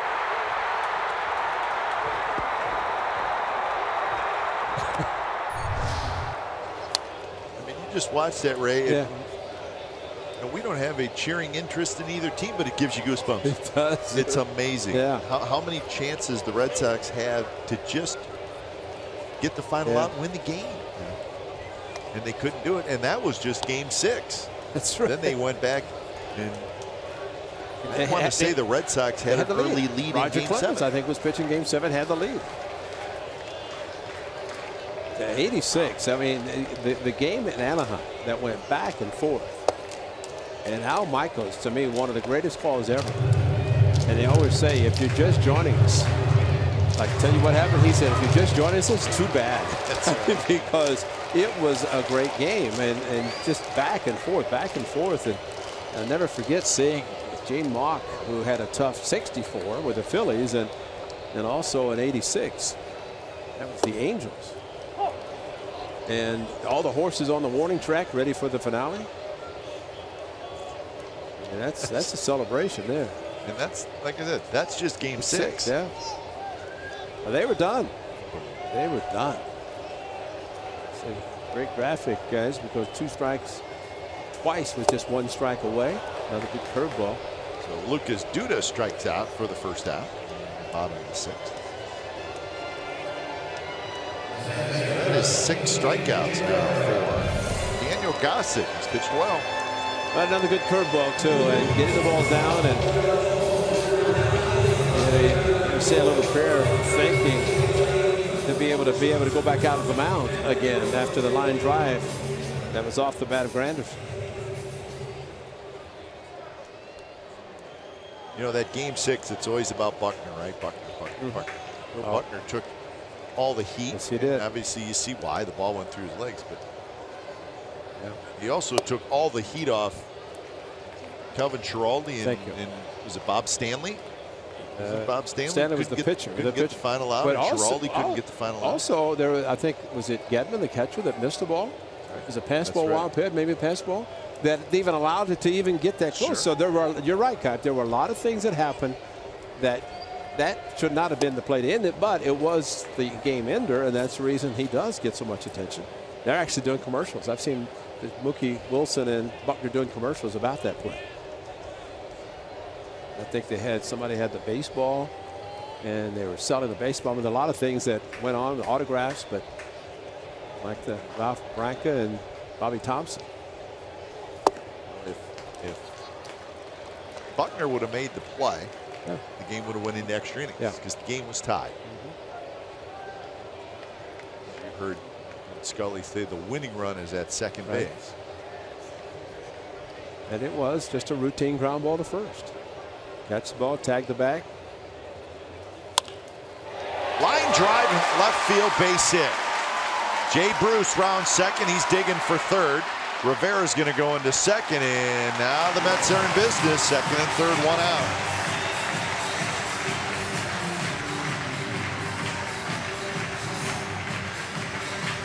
Well, the curveball has been such a great pitch for Daniel Gossett. That one was not. And maybe more of a slider, but regardless of the pitch, stayed in the middle of the plate. It was an 83. It was a hanger, and allowed to pitch down the corner. Fortunately, Chris Davis got to it quickly enough to keep it from going to the corner. It wasn't really hit that hard. In at the corners, back up the middle. First pitch to Reyes. Jumps on it, hits it foul, second level. Gossett had 90 pitches. Wilmer Flores is the on-deck hitter. 30 balls, 60 strikes. Corner infielders are in, middle infielders are back. Outside, and the count even at 1-1. And their last at bat to Reyes. Nobody on base. They threw him 2 great curveballs to strike him out, and obviously this is what he's looking for now. With a strikeout to do to good curveballs.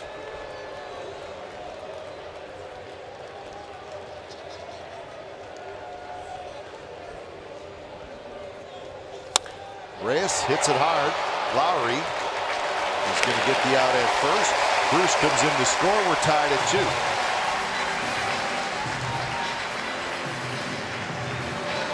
So the ball hit hard, and Jed Lowry actually looked at third base, but with nobody out, you might think about it.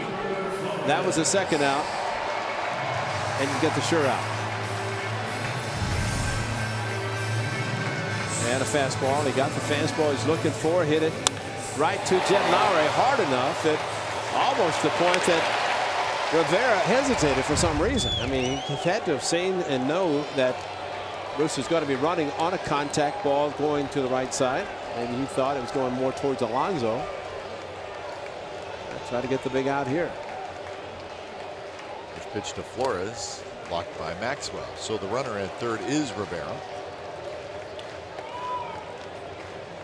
Well, last night the Mets had some big 2-out hits. Conforto's home run today came with 2 outs.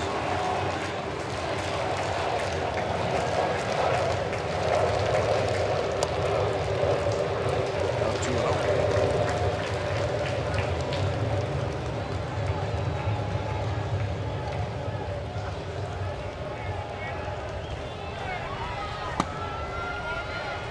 Well, this is just in case it gets down to the pitcher. Montero probably would not hit if it does get that far.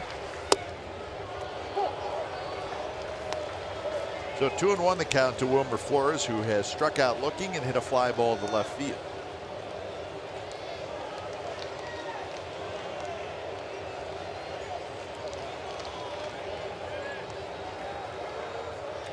Straight up defense against Wilmer Flores. Post pitch, 3-1. Rene Rivera is the on-deck hitter.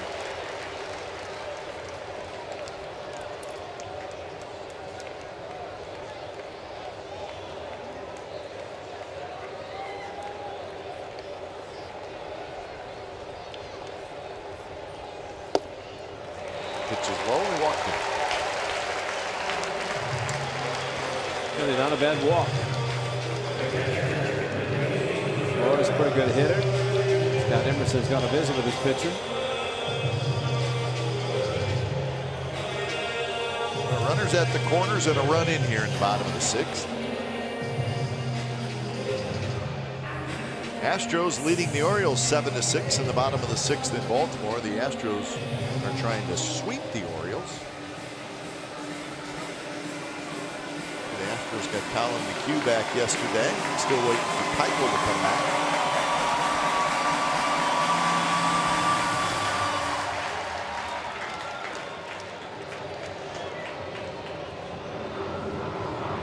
So Rene Rivera steps up.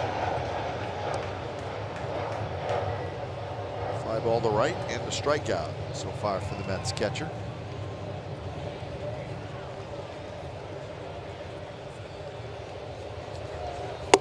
Inside. Tried to throw another curveball, but left it up, and got to be careful. Well, the curveball is a good pitch. You have to throw it and try not to worry so much about the ball bouncing. So the lefty Daniel Coulomb gets up. 1-0 pitch to the curveball. This one on a check swing and foul off the facing of the Mets dugout.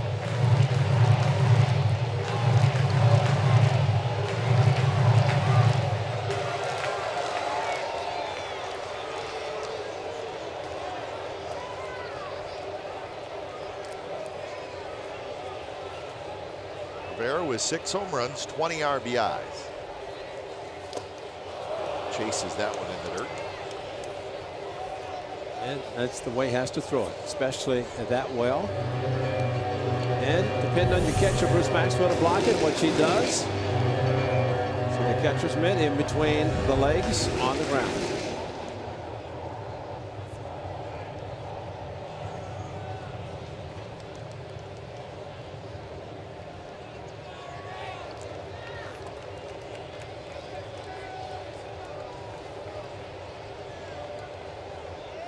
Going to it again. Just throw it hard. Don't hang it.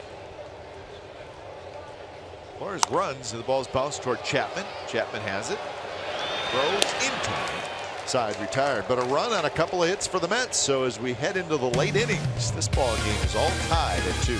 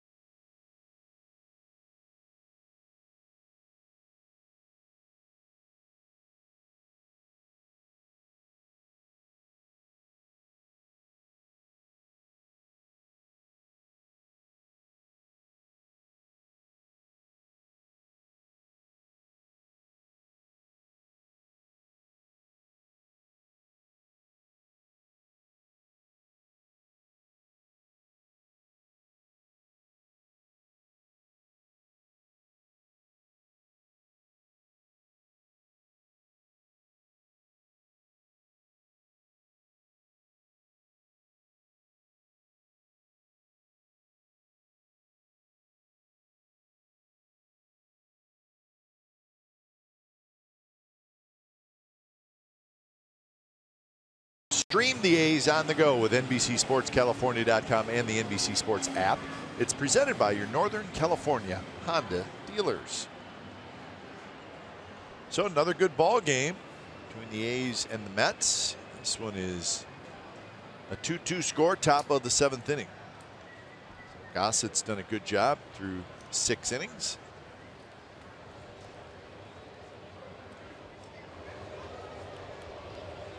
And back out there for the Mets is Rafael Montero as he faces Jed Lowry. Lowry takes a fastball inside. Lowry, Maxwell, and Chapman here in the 7th.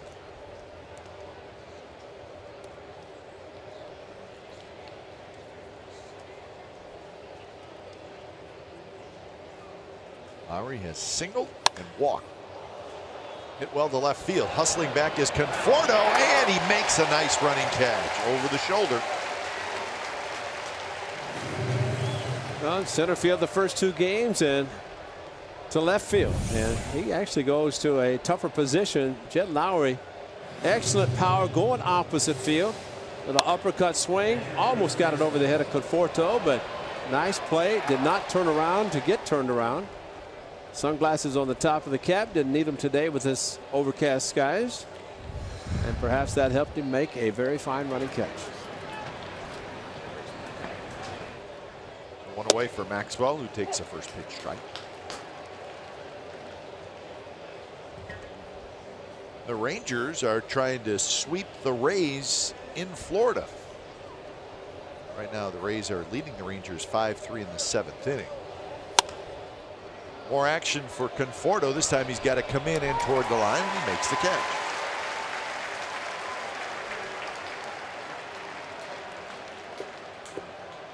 So 2 away here in the top of the 7th inning.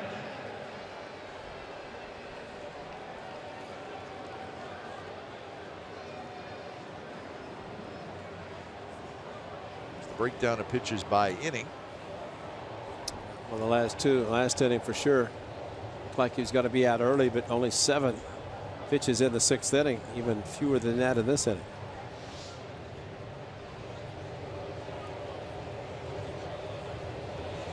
Chapman is in the dirt.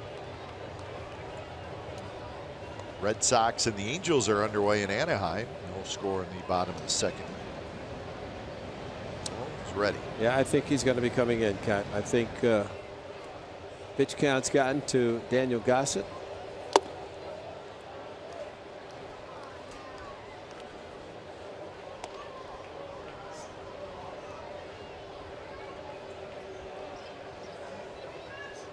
Can't wait to see that beard fully grown.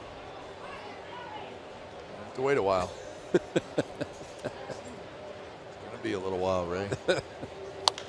Chapman, left field. Conforto back, and that baby's gone. A's lead again.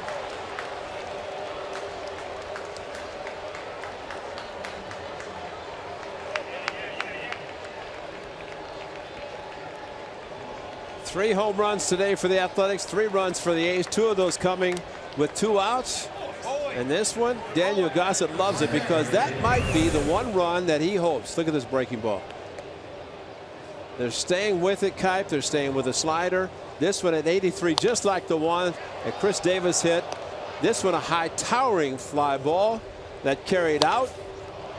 So he has hit 4 home runs, 2 on sliders, 2 on fastballs. And the A's lead. So the home runs doing it for the A's today. Chapman with his 4th of the year, and it gives the A's a 3-2 lead as we have reached the 7th inning stretch here at Citi Field, and we're going to keep it right here at the ballpark for God Bless America.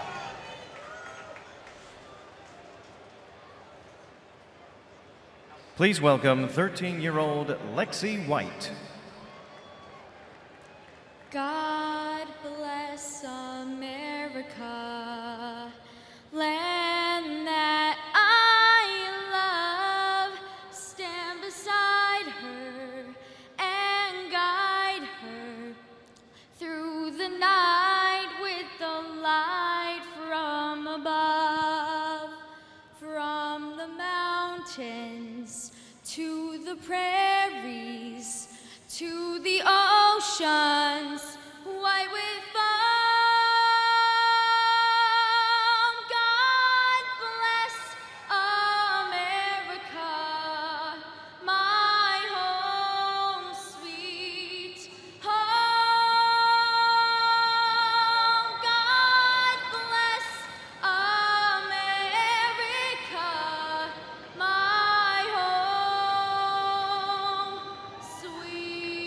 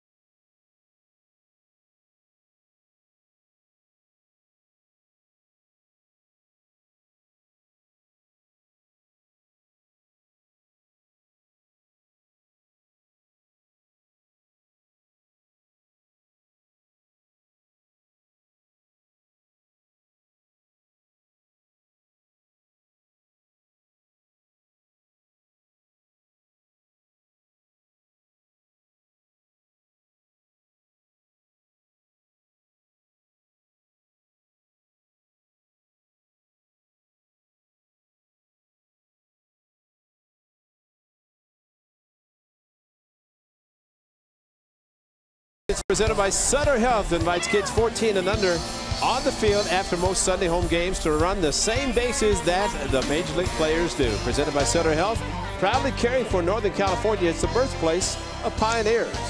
That's a special treat to get a chance to run out on the field as that young man just trying to run the bases, Matt Chapman. And Kipe, we talked about how they're going to stay with the breaking ball until he shows he can hit it. He hit it off Kluber, just hit one off Montero, a hanging 2-0 slider. So Daniel Coulombe comes in. When it's time for change, think Speedy Oil Change and Auto Service, your trusted oil change, tune-up, and brake experts.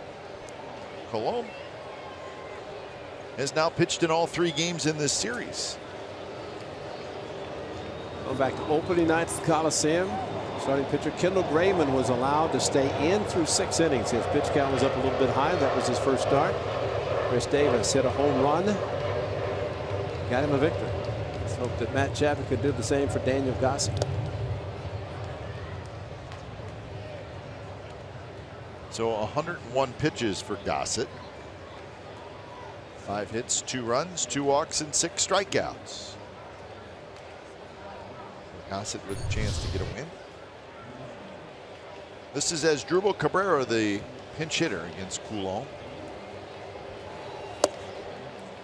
So Coulombe, even though he's pitching in 3rd straight game, he's not throwing a lot of pitches.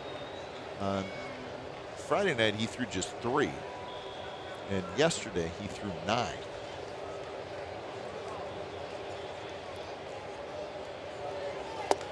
Pitch is not close. And he needs to pitch well, get the confidence back, because he's going to be used in this role as the only lefty. Unless the A's decide to make some move someplace to get another lefty in the bullpen.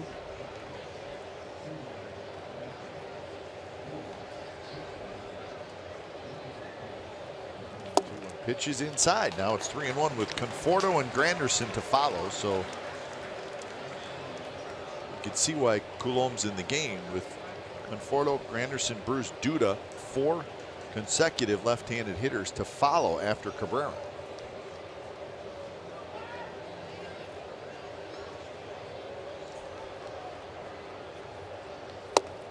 Pitch is in for a strike with a little breaking ball. Yeah, that's a little cutter slider he throws, which is a good pitch.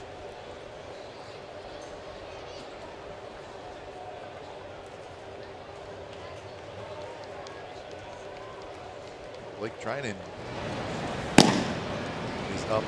He has also pitched in the first couple games in the series. Swing and a miss. Cabrera chased the pitch that may have been out of the strike zone. I think you're right, but aggressively going after it, and good job by Daniel Coulombe coming back from down 3-1. The same type of pitch, this one more the outside corner, and got the job done. It's perfectly thrown and take it.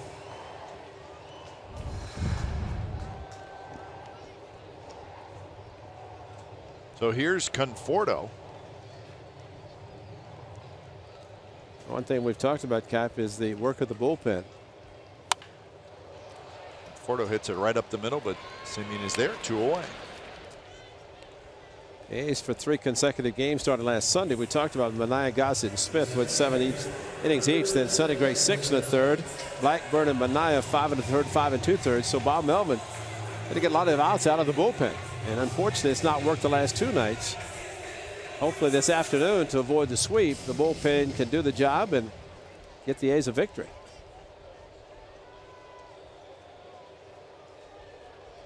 So Granderson steps in. He is 0 for 2. Fielder's choice, a walk and a line out. Veteran right-hander Fernando Salas throwing in the Mets bullpen. Inside corner strike.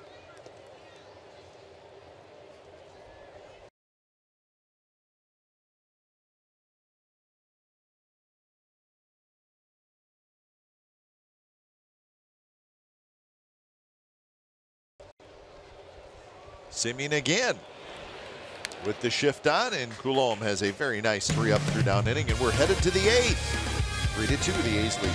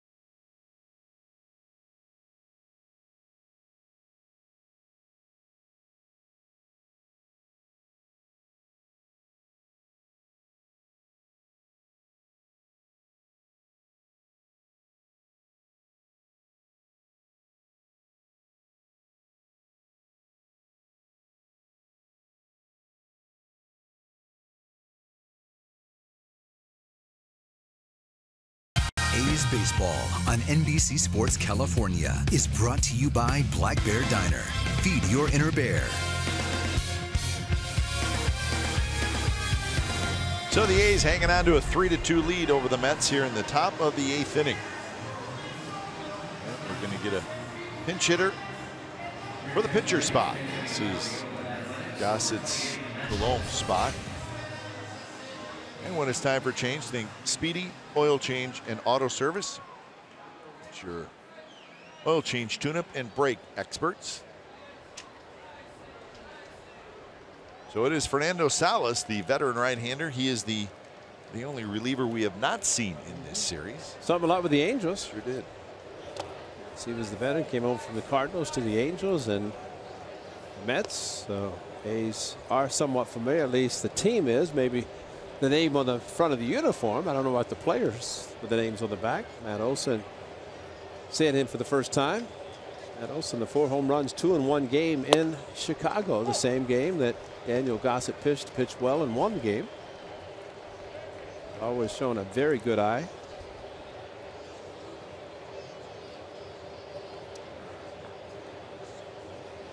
Joyce to follow, and then Simeon. Gossett in his 2 at-bats, he had a strikeout and he had a sacrifice bunt.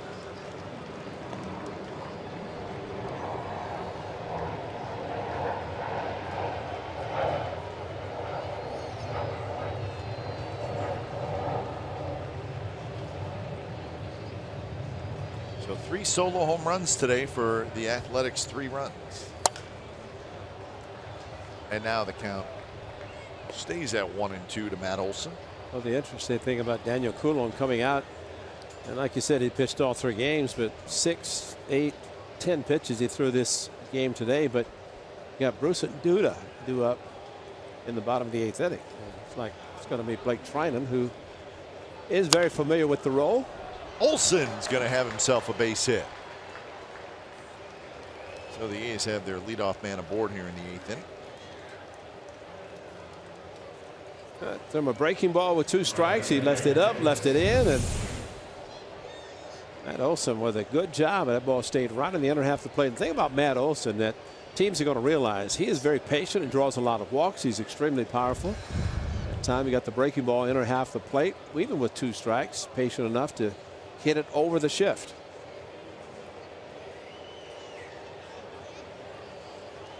It's Josh Smoker, the left-hander. We saw last night getting up.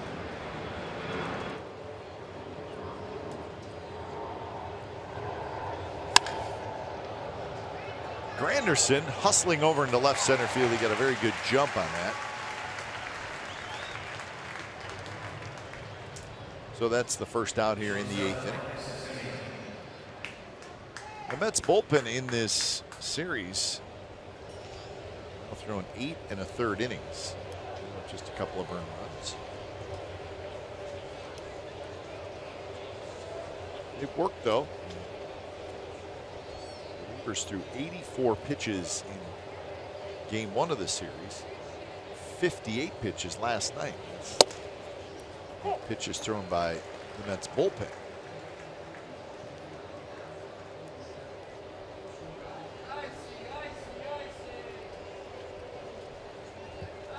Simeon with a home run and a base hit.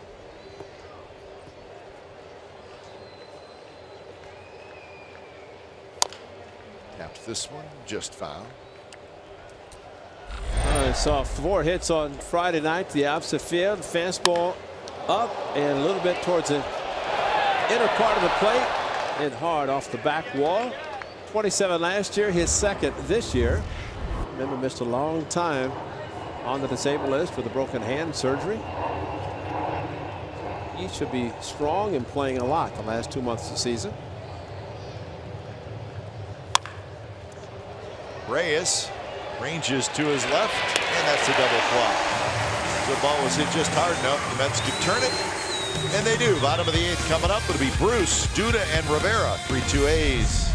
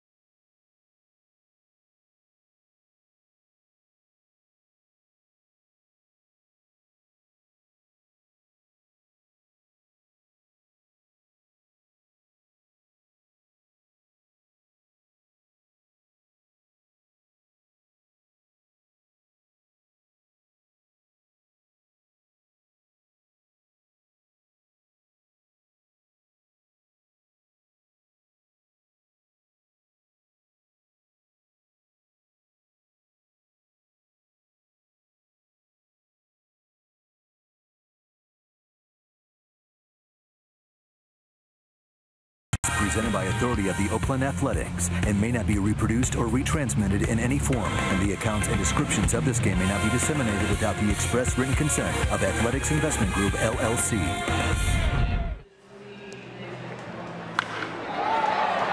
Game summary brought to you by your local Toyota dealers. 3-8-0 for the A's, 2-5-0 for the Mets.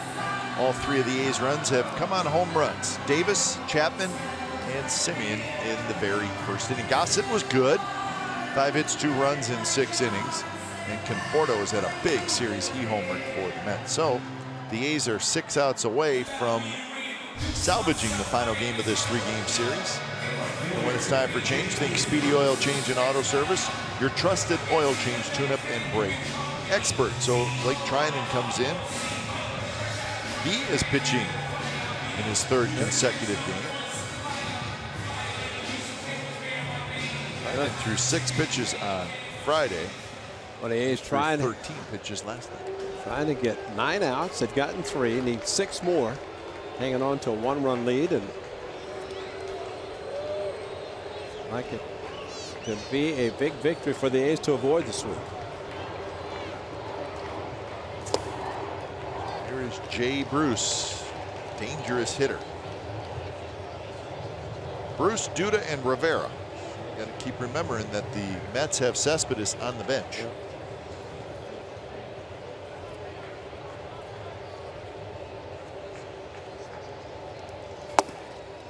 Bruce takes low, 97 miles an hour, so 2-0 the count.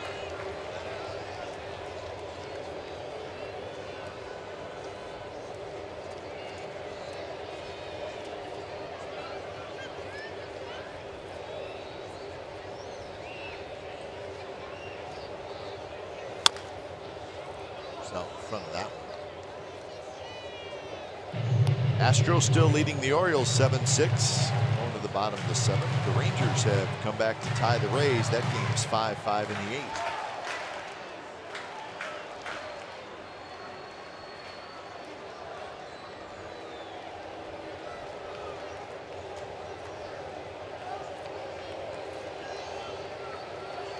Delivery, and it's wow, it's foul and got Maxwell again. He's trickled behind home plate. I think it's getting a little frustrating for him now. You know, before he's taken him as part of the job, but now he's starting to be too consistent. That's off the left shoulder, and you know, you take it off the mask, but then you go with the left shoulder, and you see the padding extends it out a little bit. Maybe not for as much. You see the right shoulder. Yeah, there's that. Usually that padding's on the left shoulder as well. That's a flexible padding on the right shoulder because that's a throwing. You try to avoid taking one right in the elbow, or not the elbow, but the shoulder joint. But you'd like to have protection on the left as well. Add as much as possible. Unfortunately, you take too many off the body.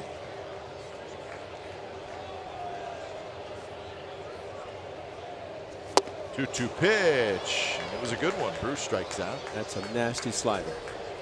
Good hard sinker from Trinan. Slider. And maybe a question where you got a couple of lefties. It's Bruce following this batter. Or Bruce and Duda following Bruce. But you get the hard slider. You throw that kind of pitch, you get lefties or righties out. In fact, Daniel Coulomb, the lefty, had thrown in 3 consecutive games. Perhaps that one inning was enough for him, trying to get Trinan through the 8th, and Santiago Garcia the 9th. First pitch to Duda is low.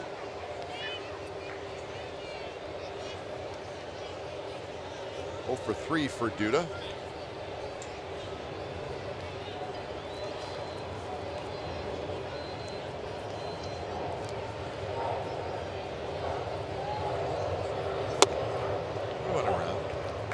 May have been a strike either way. Nasty pitch.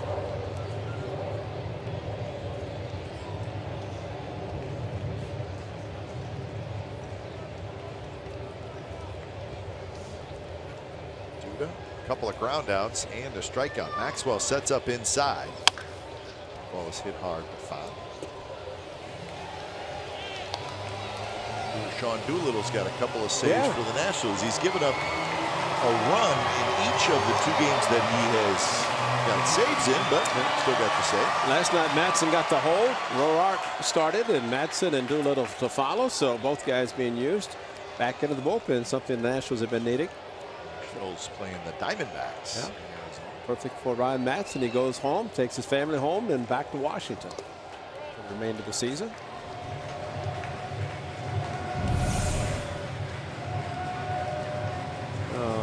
I'm sorry, I didn't mean to cut in front of you. But you know what? Here. Good kid. Take it anyway. There you go. That's outstanding. You know, that's so nice. And see the nice applause, the high fives, because he felt a little bit shy that he ducked in front of the little kid, had the glove, caught the ball, and then, okay, take it anyway. Did the right thing. Yeah. Lowry handles that between hop, throws to first. So Bruce and Duda are retired. And those are the ones you'll be showing all the time. That one right there. Get the ball away, youngster to another youngster.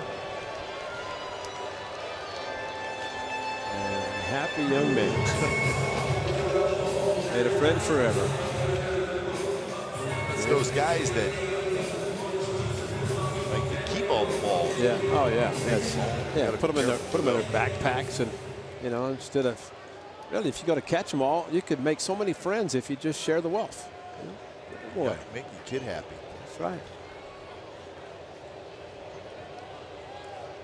T.J. Rivera.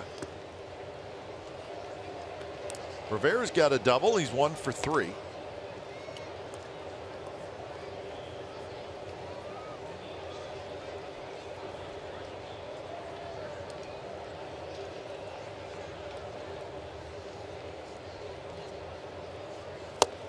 And that one snaps in there first strike. You see why the A's like Blake Trinan, and of course, you get an important piece of the bullpen, and you trade a couple of relievers to get one who has the kind of stuff that Trinan has. You get a couple of lefties out, trying to get a righty out, 3 up and 3 down in the 8th inning. I think the more he pitches, Cap, with this ball club, the more comfortable he's going to get and be in a very important role for this ball club for a long time. Yeah, nasty stuff. There's no question about that.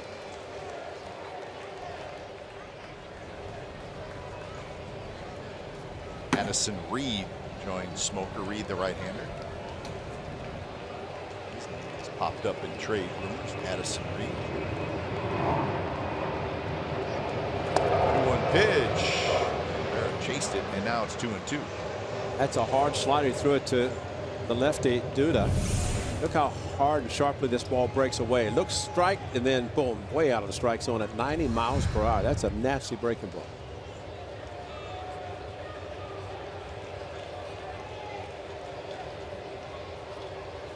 Tried it again, and Rivera. Check. Oh, got to check quick. Close. Got to check quick.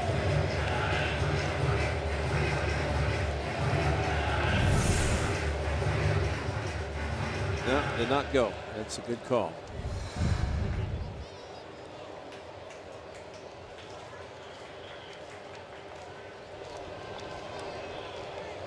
So 3-2 to T.J. Rivera. Trinan has it, steps and throws, in a good inning for Blake Trinan. He's done a nice job with the Athletics. We are going to the 9th. He's up by a run.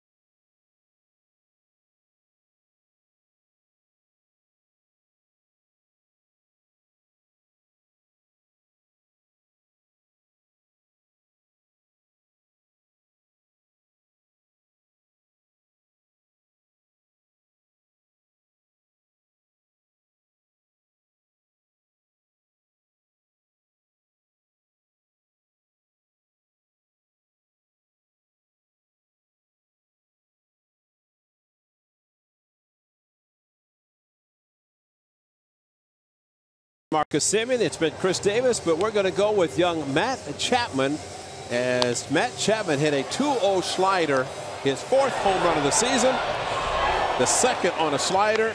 Got Corey Kluber in Oakland and a 2-home run game. He's hit 2 in this series. So Matt Chapman, a bit fastball last night, 2nd deck with 2 strikes, and today a 2-0 slider, a hanger.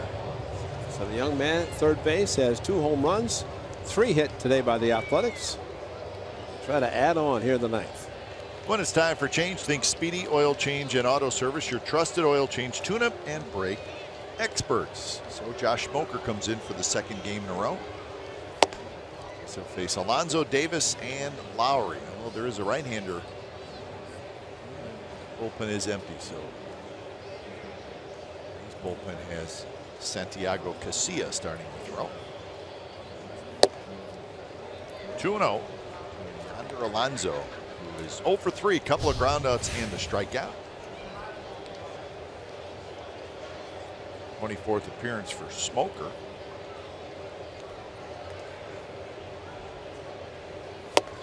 We'll head to Toronto after the game. That'll be a 4-game series. Monday night, Tuesday night, Wednesday night, and a day game on Thursday. We'll head on home.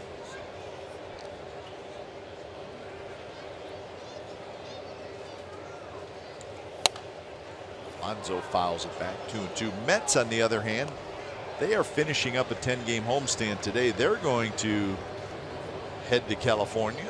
They got a 4-game series against the Padres, and then 3 games at Seattle, and then 3 games at Colorado. So the Mets got a long road trip coming up.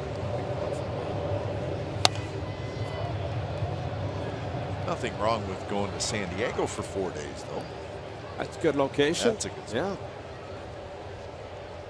A lot of people leave Arizona when it's 115 to go to San Diego.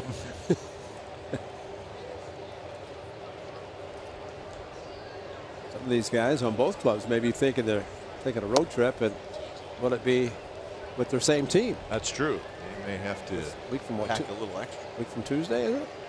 Monday. Monday's Monday, 31st. Monday 1st. Yeah. That's right. That's right. Today's the 23rd. 3rd. The A's will be at home against the Giants, so it'll already be a busy night with the A's and Giants playing, and then there could be some trades. Who knows? Reyes with the shift on. He's got a long run. Now he's into foul territory, and Reyes makes the catch. Fans, we're closing in on the annual Bay Bridge Battle of the Bay. It's presented by Gilead Sciences as the A's host the Giants July 31st and August the 1st. Bay Area supremacy is on the line as we rekindle memories of 1989. Plus, exciting action before the game on Championship Plaza with food trucks and DJs going head-to-head for Bay Area bragging rights. Be a part of history. Visit athletics.com/bay. So a week from Monday, a week from tomorrow. Orange and black will come over to the Coliseum, and we're expecting big crowds. Looking forward to it.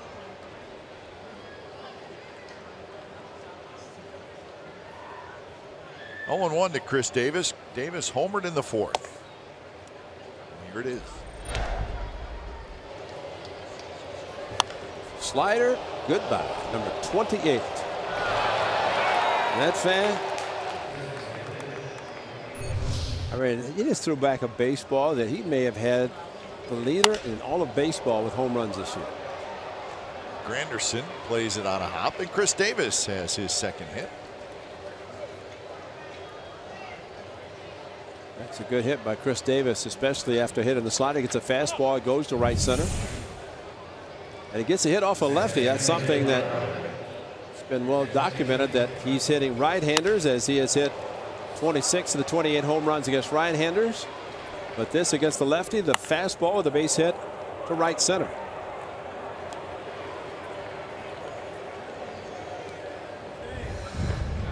So we get a pinch run at Chris Davis out. Rajay Davis is in.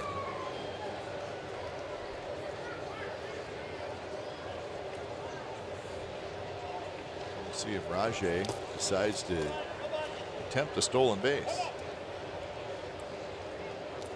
Well, it's a good opportunity for Rajay to come in and get the wheels loose. He's probably going to win defensively anyway.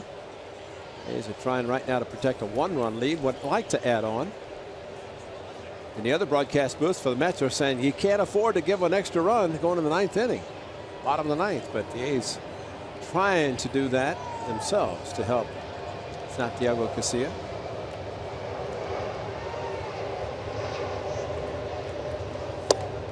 Pitch is a strike to Lowry, who disagrees. 1-1 the count.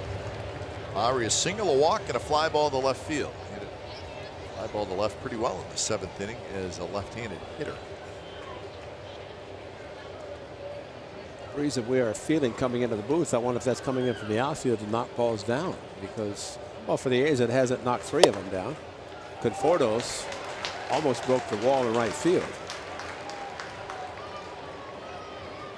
Jed Lowry, something about New York. Remember that Saturday game in New York that Jed Lowry was called out on pitches that eventually ejected as Santiago Casilla gets ready.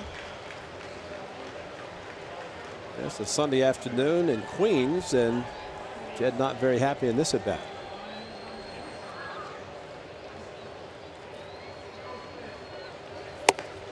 That one was close, 94 miles an hour.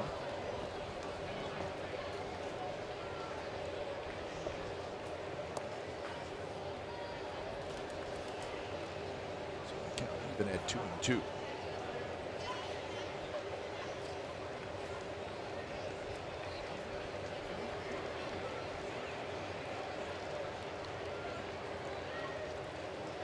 Long look. Rajai runs, pitches outside, throw to second base, not in time. So give Rajai Davis his 19th stolen base. Got fast tonight in the month of July. He had an 8 coming into this game and got the great jump first move. The throw, the tag on the backside, and usually in a play like that they want to take a look at it. Let's see if he got it before he got his hand on the bag, but evidently not. So great stolen base for Rajai as no, got his hand in the left hand perfectly, and the tag being applied at second base, kept his foot on anyway. But Rajai Davis, unbelievable. They have that kind of speed. Lowry takes the walk, and Maxwell will hit. Oakland A's all-time stolen base leaders. Rajai Davis is now tied with Jose Canseco for 7th on the list. Let's see if Rajai can get to Reggie Jackson and Carney Lansford. He's not going to get to Coco. Get to the other guys. And you think about the numbers. Of course, Rajai has not been with the A's as long as Ricky was, but those numbers just pale in comparison to Ricky's all-time. Will never be broken, but he was the master, the man of steel.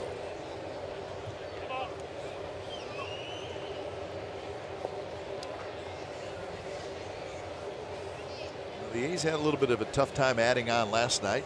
They did. Trying to do it here in the top of the 9th inning. 2 on, 1 out for Maxwell. Well, today they've scored in the 1st, the 4th, and the 7th, all on solo home runs. A base hit right now would play another one, and that would be a thing of beauty.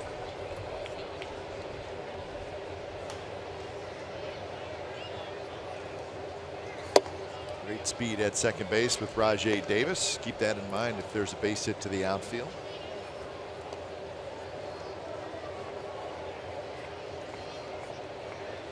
Great that Jed Lowry could take the 2-2 pitch that is good enough to take it so Rajai could steal, and then ended up walking on the next pitch.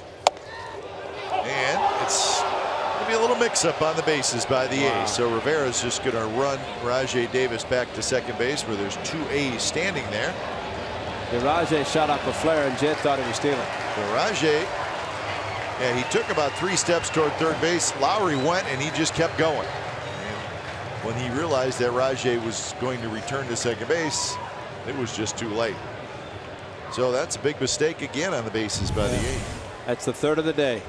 So that really was a flare. That really was not one that he was going to run. I don't know that he even thought about it, but that's what Rivera did the best thing. He just ran him all the way back, get them both at second. And Bob Melvin Cannot believe it. That's not a happy man. No, right it's not. So it goes as a caught stealing 2 unassisted. As Rivera just ran runner Davis back to second base and then just put the tag on Lowry. So Lowry is the runner that is technically caught stealing. So instead of first and second, 1 out, now you got second and 2 outs. 1-2 pitch. And that one pops off the glove of Rivera. Rajay Davis trots to third. And if Rajay had continued running, it would have scored a lot of things. But it's Rivera, the veteran, trying to backhand a ball that was outside when he should have moved his body in front. He had one scoot under his glove. And now another one that gets away.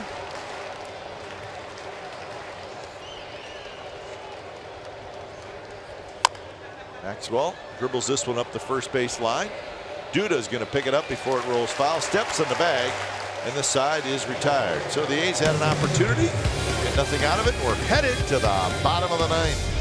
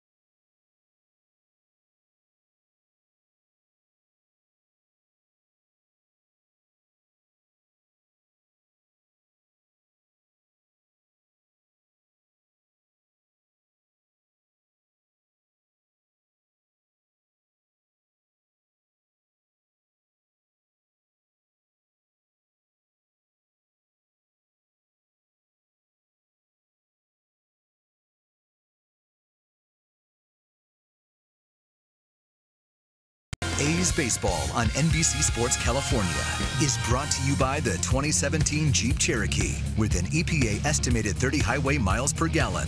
By Southwest, yes to low fares with nothing to hide. That's transparency. By Toyota, the full-line automaker with the longest lasting vehicles in America. Toyota, let's go places. By AAA, what does your insurance do when it's not doing insurance? It should do more. Go to AAA.com for more details. And by the all-new 2017 Chrysler Pacifica. So the A's lead the Mets 3-2. It is the bottom of the 9th inning from Citi Field. He's nervous. He's cracking his knuckles, man. When it's time for a change, think Speedy Oil Change and Auto Service, your trusted oil change tune-up and brake experts. So Santiago Casilla comes in looking for his 16th save. As he faces Jose Reyes. Wilmer Flores will be next.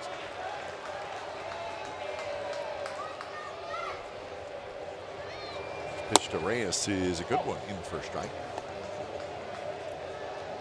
So Gossett 6. Boulombe pitched the 7th inning. Blake Trinan pitched the 8th inning. Casilla here in the 9th. Casilla last pitched on Wednesday at home against the Rays. Runs off the plate to even the count at 1-1. Remember Cespedes on the bench. Let's see him for Rene Rivera. Think that he would come out sometime. He looks nervous. Looks a little tight, doesn't he?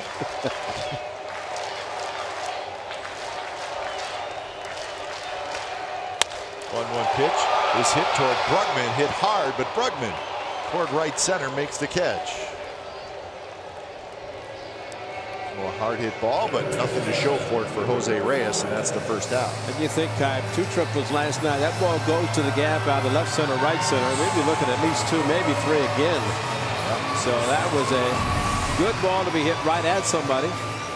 Ball tailing away just a little bit at 94 to Reyes, and while he hit it, Brugman had him played perfectly. And that's a big out. That's 7 in a row by the bullpen.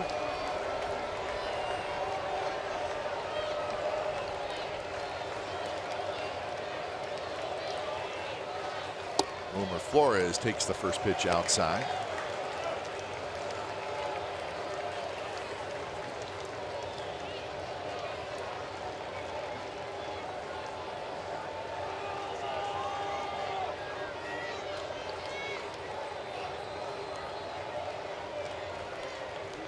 Maxwell wants it inside, and the pitch is up and in, and it's a foul ball. Ball rolls all the way toward the Mets dugout. Better than that would have been a ball going back to Casilla for the little ground out on a check swing. Got to defensively get out of the way of the ball. He ends up hitting your bat. That's why Rajay Davis does what he does when he drops the bat, and he hopes that that doesn't occur.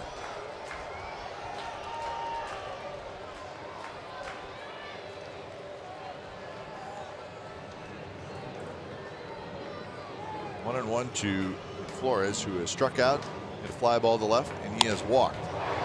It's a little flare, and that's going to work. So Wilmer Flores, as baseball goes, the first out's a line drive out. The second hitter has a bloop single, and now Cespedes is going to come up. Well, they tried to go in, and they did, but on the corner at 95. But that's one of the problems that can happen. You get jammed, and it ends up being a base hit.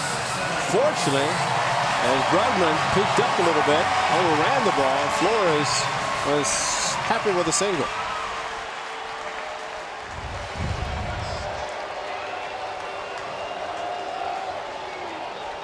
Now that's Matt Reynolds is going to run for Flores. The story is that man standing in the box, Cespedes. Can he roll over and hit a nice little tidy ground ball double play. This pitch is hot. I remember last night he hit 4 balls and all of them center field, right field.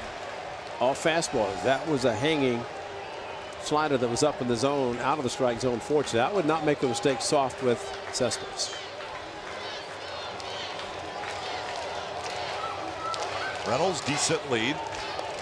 See a checks on him. Darno has come out into the on-deck circle.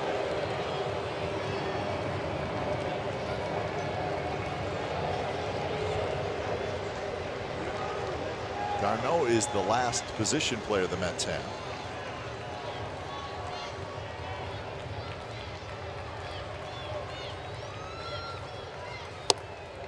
Just a little bit inside. Well, like you said, Ray, if you're going to miss inside, miss off the plate. Right. Casilla did there, but now he's behind in the count 2-0.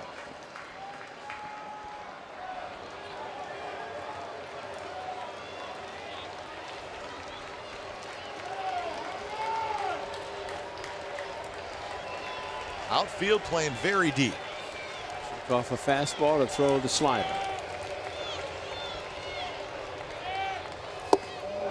Cespedes missed it by a lot. Pitch was off the plate.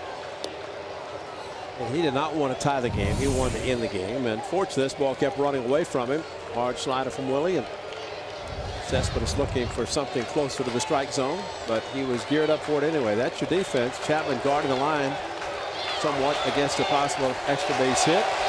Otherwise, straight up all the way around. Deep in the outfield. Straight up on the infield.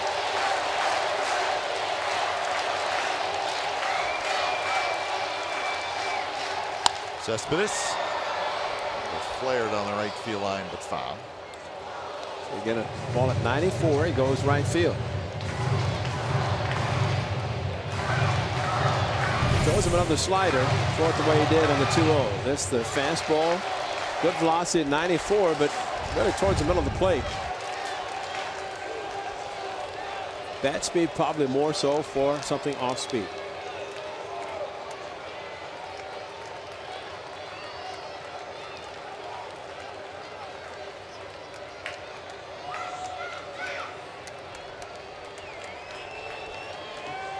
Reynolds inches off at first.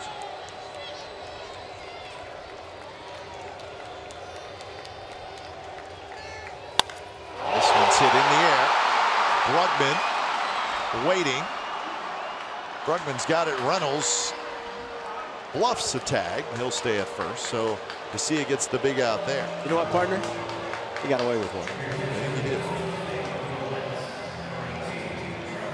Wow. Look where this pitch is. Right in the middle of the plate. Off speed. Fortunately breaking away a little bit. But that might have helped him, because if that's more towards the middle of the plate, they got a walk off. But while the fans got excited, it was not going anywhere to center field. And Brugman, strong arm, as I'm sure the scouting reports show, and even though Reynolds thought about tagging, did not do it. So here's Travis d'Arnaud, the pinch hitter. This is the pitcher spot. First pitch to d'Arnaud is a strike.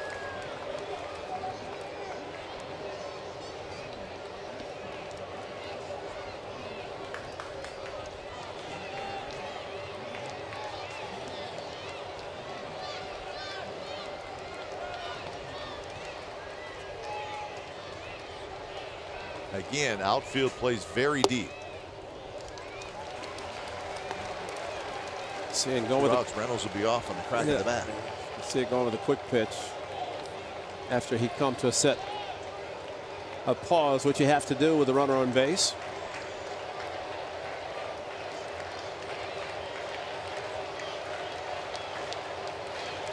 Lightly open stance for d'Arnaud.